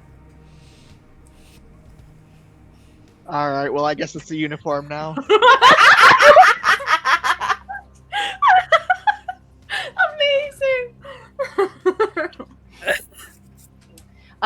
So Midori is no longer small enough to be a choker, right? Yes. But he is big enough to be like a, for lack of a better word, a breastplate. He could also be a purse, but yes, he could probably fold himself out into be a breastplate. Yeah. I She will- does that. I will say, I imagine you've put on your probably, a decent, like, you basically can't wear pants anymore, so most things you wear. She wears a dress, yeah. Yeah. So you put on a simple black dress, very clean, and then Midori takes the assignment he's been given. He pauses. He thinks for a moment, and then you hear a bunch of mechanical clicks as he unfolds not just his legs, but his bottom part. He climbs onto you and becomes a corset. Love. Rissa in particular loves that. a full-on corset, like bustier thing that's like sat on your chest. He even like slides some of his things so it has very just nice positioning on it. A flattering Midori corset. A flattering Midori corset. So you are now a snake woman in a black dress with a lime green corset. Lime green and black, as it does have some of his undermetal. Mm-hmm. Yeah. Yeah, she like looks at herself in the mirror. She's, for a real long time, she wasn't really wearing very feminine clothing, so she's like, oh, okay. Just like, I guess this looks like what women wear, and then she'll fucking come out of her room, her cave. Is there anything else anyone else would like to set up for? Other than snark about having to show Finn more hats, no. Yeah, no, when Cloudy walks out with that hat on, Mojave just sort of looks and just the nod of approval. And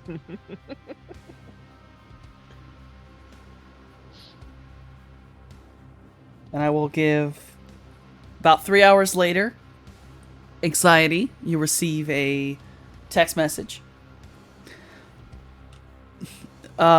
giving you the option of 3 locations.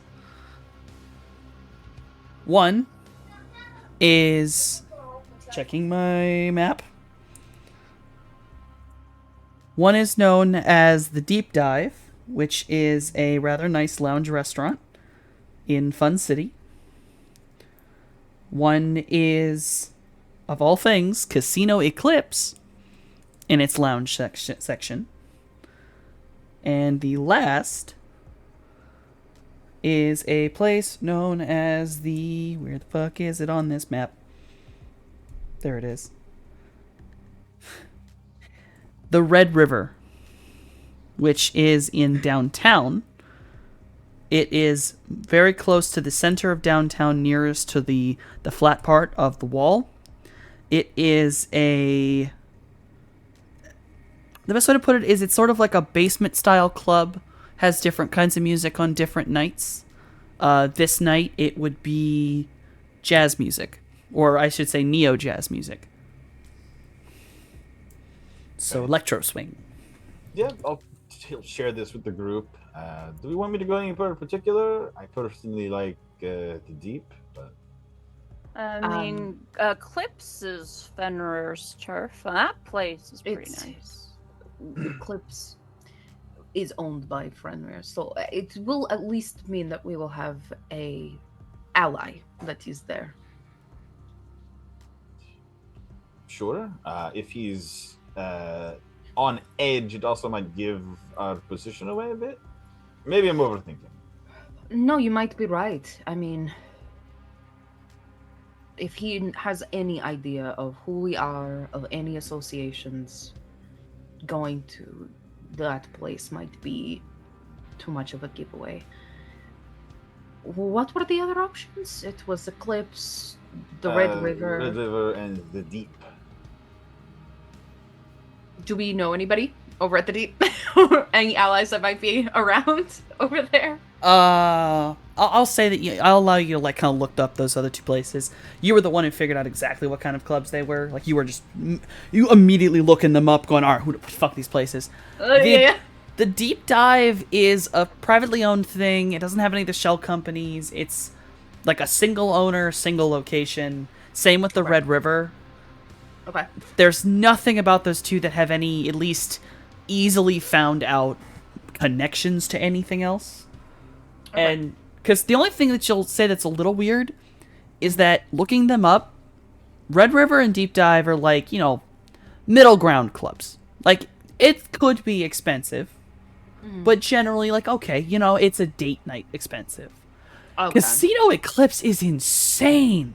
Yeah, like we know we got to see the menu. Like we know the Yeah. prices there. Like, the fact that he is inviting Anxiety out to what specifically Casino Eclipse's lounge area, which you guys actually had a meeting in, the fact he has a table is nuts. Well, he's definitely not That's money. He's Hell, definitely the not fact- a pusher. The fact that it's on this list as an option, meaning he's confident he could get a table tonight with no preemptive reservation. So he's signaling some connections. Mm-hmm. Don't I have to dress fancy to get into the Eclipse? Yes, they do require you to wear like jacket, fancy clothes, that sort of thing. Look down at what I'm wearing and up at you guys. This is it, brother. We gotta go clothes shopping. Well, And I have no money. right. But both the Red River and the Deep Dive are expansive in the way that if you want to take someone somewhere nice for the evening, that is the kind of expense there. But they are sort of neutral ground. They're not owned by anyone, any heavy hitters. There's no shell company attached to them or anything. So they also don't require fancy clothes, I guess. If Yeah. I mean, that was my first instinct to want to go there. okay. So then, yeah. Deep Dive is probably the choice. All right. I'll text this man back, and I will purposely make a typo. I'll let him know I like it deep, and then I'll correct that to the deep. I don't see this.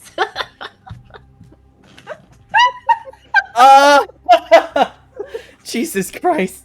Uh-huh. That's it. DM's walking away from the desk real quick. Hold on. Okay, that's fine. Take a minute. Take a minute to process. It's a lot, truly. Anxiety, you can't give our DM anxiety. Stop it. Truly, Okay. you Stop can't do it. this. I mean, the character's named that way for a reason. so- Okay. I'm here. I'm good. We're good. He messages back, good choice, and then a winky face. All right, perfect. All right. I'm personally put off by this. I don't know, that winky face, it feels real sinister. I don't like that at all. Jesus. I'm gonna say my simple dress, my simple black dress, like under the corset, is actually very flouncy. And I It's a singular garter belt, obviously, to go around the bottom part of my head, and it's holding me gun. It's a belt. At this point, it's a belt. It's a belt. It's a belt around that. It's like a under lacy part. belt. It's fine. It's a lacy belt around your hip. Yeah, but it's hidden underneath this very flouncy dress, and the flouncy dress chosen to hide the shape of the gun as well. But she has it because she's like, bro, I don't know. She heard the winky face response and said, "I'll be right back." I'm getting the gun. I'm getting the gun. You know how I heard it? You know how I heard it? Shit. Yes. Matrix shit. I thought that sinister winky face from across the Yeah. Matrix. We get to watch her rainbow emotions. She gets to hear our texts. Yeah, Right. we'll allow the audience to use theater of mind to figure out how a winky face sounds. Right? Sinister is how it sounds in this context. Picturing the text reader just reading out semicolon parentheses. It's Semicolon truly parentheses. like- she says no. And goes and gets her gun. So, after Man he's didn't even use the hieroglyphic that we use as emojis now. He used the semicolon parentheses. No. my man's went old school at this one. He then proceeds to message you, Anxiety. What time do you want to meet? How far is it from? How long would it take me to get there if I left right now? On your bike? Yeah. 15 minutes. Okay, I'll tell him like 20 minutes. Okay. Morningstar, when she went to go get her belt done, already ordered her Boober XL. Yeah, I'll give him like 20 minutes, or if he just got off work and he wants to go home and like decompress for a minute and like shower, 40 minutes if he wants. Sort of the I can be ready in 20 minutes. I can fully be there understand. Being fully understanding that he is a real estate agent. Open close quotes. Oh yeah. Oh yeah. He messages back after the thing. He's like, "Oh, I'm good to go. I'll see you when you get there." Nope. Don't like it. All right. These letters sound so sinister.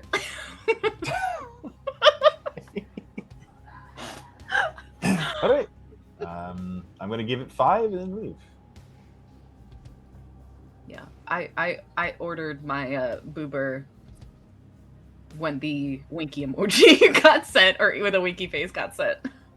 So is everyone hopping into the Boober along with it, or is the other two riding in the Jackrabbit? I'm riding in my Jackrabbit. I guess I'm with Cloudy. All I right. need a lot of space. That's fair. All right, so all of you get into onto your respective vehicles, and you head off into the night towards the deep dive down in Fun City. As you disappear down the street towards all of the bright neon lights, that is where we're going to end for this evening. And we will start the next episode in the deep dive. Oof. Lord, I can't even exist right now. I'm having a moment. Oh my absolute Lord. Okay, so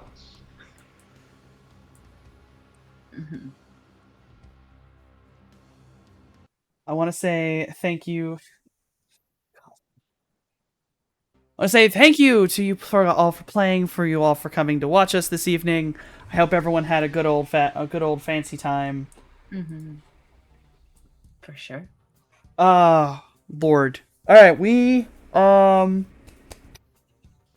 gonna go in order of most likely to get the DM up to leave his desk and make some meme poses as he slowly dies inside. So, Anxiety, who are you and why do you exist? Hi, I'm Slippery Nosferatu, otherwise known as Slip. I'm here Mondays as Anxiety, causing it in several people. I'm here Fridays as Slip of Clan Rizferatu for VTM under Shiv. And then I've got my own channel where I stream a bunch of stuff. Probably a lot of Helldivers coming up. Probably a lot of democracy coming up, guys. I'm not gonna lie. Probably a lot of that to come this week. I swear to God, the thing still doesn't work. I don't think. Oh, the links thing. Yeah, Is it still under T? it Am I is. So still I'll under put it in T? there. There's his links. We'll fix it Under- eventually. It's under T, and it's still got my dead Twitter because fuck Twitter. Right. We still need to fix. I'll put that in my fucking notes. We need to fix that shit. I don't remember if I can or not. I don't think I can because Streamlabs and shit. Yeah, we'll All right. figure it out. I'll figure it out. All right. Next. Honestly, the one more likely to do it to have them to do it to him is Cloudy. Who are you and why do you exist? Hello, everyone. I am Lord Rodan. I play Cloudburst here on Mondays. And for right now, I think that's it for like the scheduled things. There might be one or two things I might be guest appearing in up on the roster in the future. Other than that, I'm just a nerd on the internet that guest stars in various other people's streams and don't do much on my own. So hey. Okay. This is gonna be a kind of almost a tie, but only one of you is getting this because technically one of you actually just makes me laugh and fall out of my chair, not get up and have to grab my knees. So, Morningstar, who are you and why do you exist? You grabbed your knees? Bro, I was like grabbing the knees, leaned over like, oh, okay. Full on truly- recovery position. Truly same. Hi guys. Fucking here. This is what I do. I do these things. You can find me all over the internet as the Risa Rave. I'm here on Monday, obviously playing Morningstar. But also I'm here on Fridays playing Acheron in the VTM game. I'm also here on Thursdays playing Nexus in the Sabat game. There are other things on the horizon that you will likely see me in. I'm also part of Lanyap Gaming. You can see all of our VODs and stuff on YouTube if you want to check that out. Check out my links for all the things. I do spicy content, so if you're into that sort of thing, it's there for you as well. And that's really it. I feel like I missed something for some reason, but maybe because I just went through it really fast. But yeah, that's it. That's me. Fair. Your link tree's in there, so if they need to find anything, it's in there. Yes. Alright, and then last but never least in my soul, Mojave, who are you and why do you exist? Yeah, I don't get you often, but gosh darn, when I do, you never see it coming. Hi,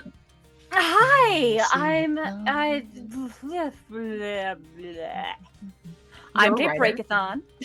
You can find me here and now playing Mojave, the character who just takes advantage of the fact that sometimes my brain melts. On Fridays, you can find me in the vampire. Sorry, my brain literally is melting right now.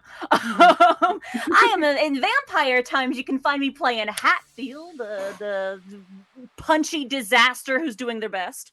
And in the other times between then and now, during the daylight hours, you can find me over on my own channel, Breakathon, where I stream whatever I want, whenever I can. Recently, I finally, for the first time, picked up Stardew Valley, and it's a very good time. Cool. When I'm not babbling incoherently here, though, are the other places. I am an artist. I do the character art for the characters who have art, and my commissions are open if you'd like me to do some art for you as well. And I am a fantasy author, believe it or not. I swear, I write better than I talk. I promise. I've written 2 books so far. The 3rd one is on the way, and I would be very grateful if you check them out because I work very hard on them. I think that's everything, except, of course, my dog says hi. Hi, puppers. Puppy. Alright, brain dead. I have been your Cosmic GM, Softonomicon. I am here, obviously, DMing Run the Flood on Mondays. On Fridays, I play Ebony of Clan Venture in our VTM game Auctions Ashes. There are 2 other games I run that have recently had a bit of a switch up, and there will be a little more information on that later, but what's going on is I run Return to Silence and Blood Price. Return to Silence being Monster Hearts 2E, and Blood Price being VTM, but a Sabat game. Both are going to now be switching over to be... well, Return already was, but they'll be pre-recorded, and I'll be putting episodes out on different times, so they'll no longer just be on Thursday as a thing. They may come out on Thursdays. We will figure that out. I will give as much information as I can as it goes on, but right now I'm going to be focused on recording them to get them out to all of you. Probably should put my links in there. I have my own channel where I stream video games and artwork. As I am an artist, the little sprite thing you see talking now, I drew. I also created this overlay. I do graphic design. If you need graphics or you need little monsters, I can do both. My commissions are open. I have a Patreon where I'm making a coloring book, a periodic table of monsters. Yes. I am Shiv's Hedgehog Husband. I am putting TOH's links in here too, because my brain don't work good. I don't think I missed anything. Nope. And then, if my brain wants to work, yeah, we haven't done this well. Oh, I think there was one. And What'd I that miss? was, Dear Nescavian that had been here earlier. Yes. Yes, yeah. Nascavian. Let me put in Nascavian. Yes. Our beautiful resident Nascavian thirst was Jason earlier. He is wonderful, even though he was not able to stay with us until the end of stream. He is always in our hearts. And I have not done this in a while, but we also need to put up the most supportive member of this cast here on TOH, Nascavian's chair. Snap, snap, snap, snap, snap, snap, snap. That's Always, right. That's always right. there for us when we need it. We are going to go be rating on some people I really enjoy listening to. TTRPG Academy. They're playing TTRPGs. I did this a little bit too fast and forgot to check what they're doing, but you know what? It doesn't matter. They're good streamers and they do things. I think it's Candle Obscura, but I can't remember. So, we can't go until...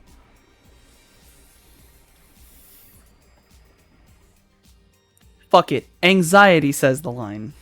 Oh Jesus! You need help rolling your tail up. I can curl it for you. I'm scared. I'm so scared. Oh my god! Why did I do this? Why did I do this to myself?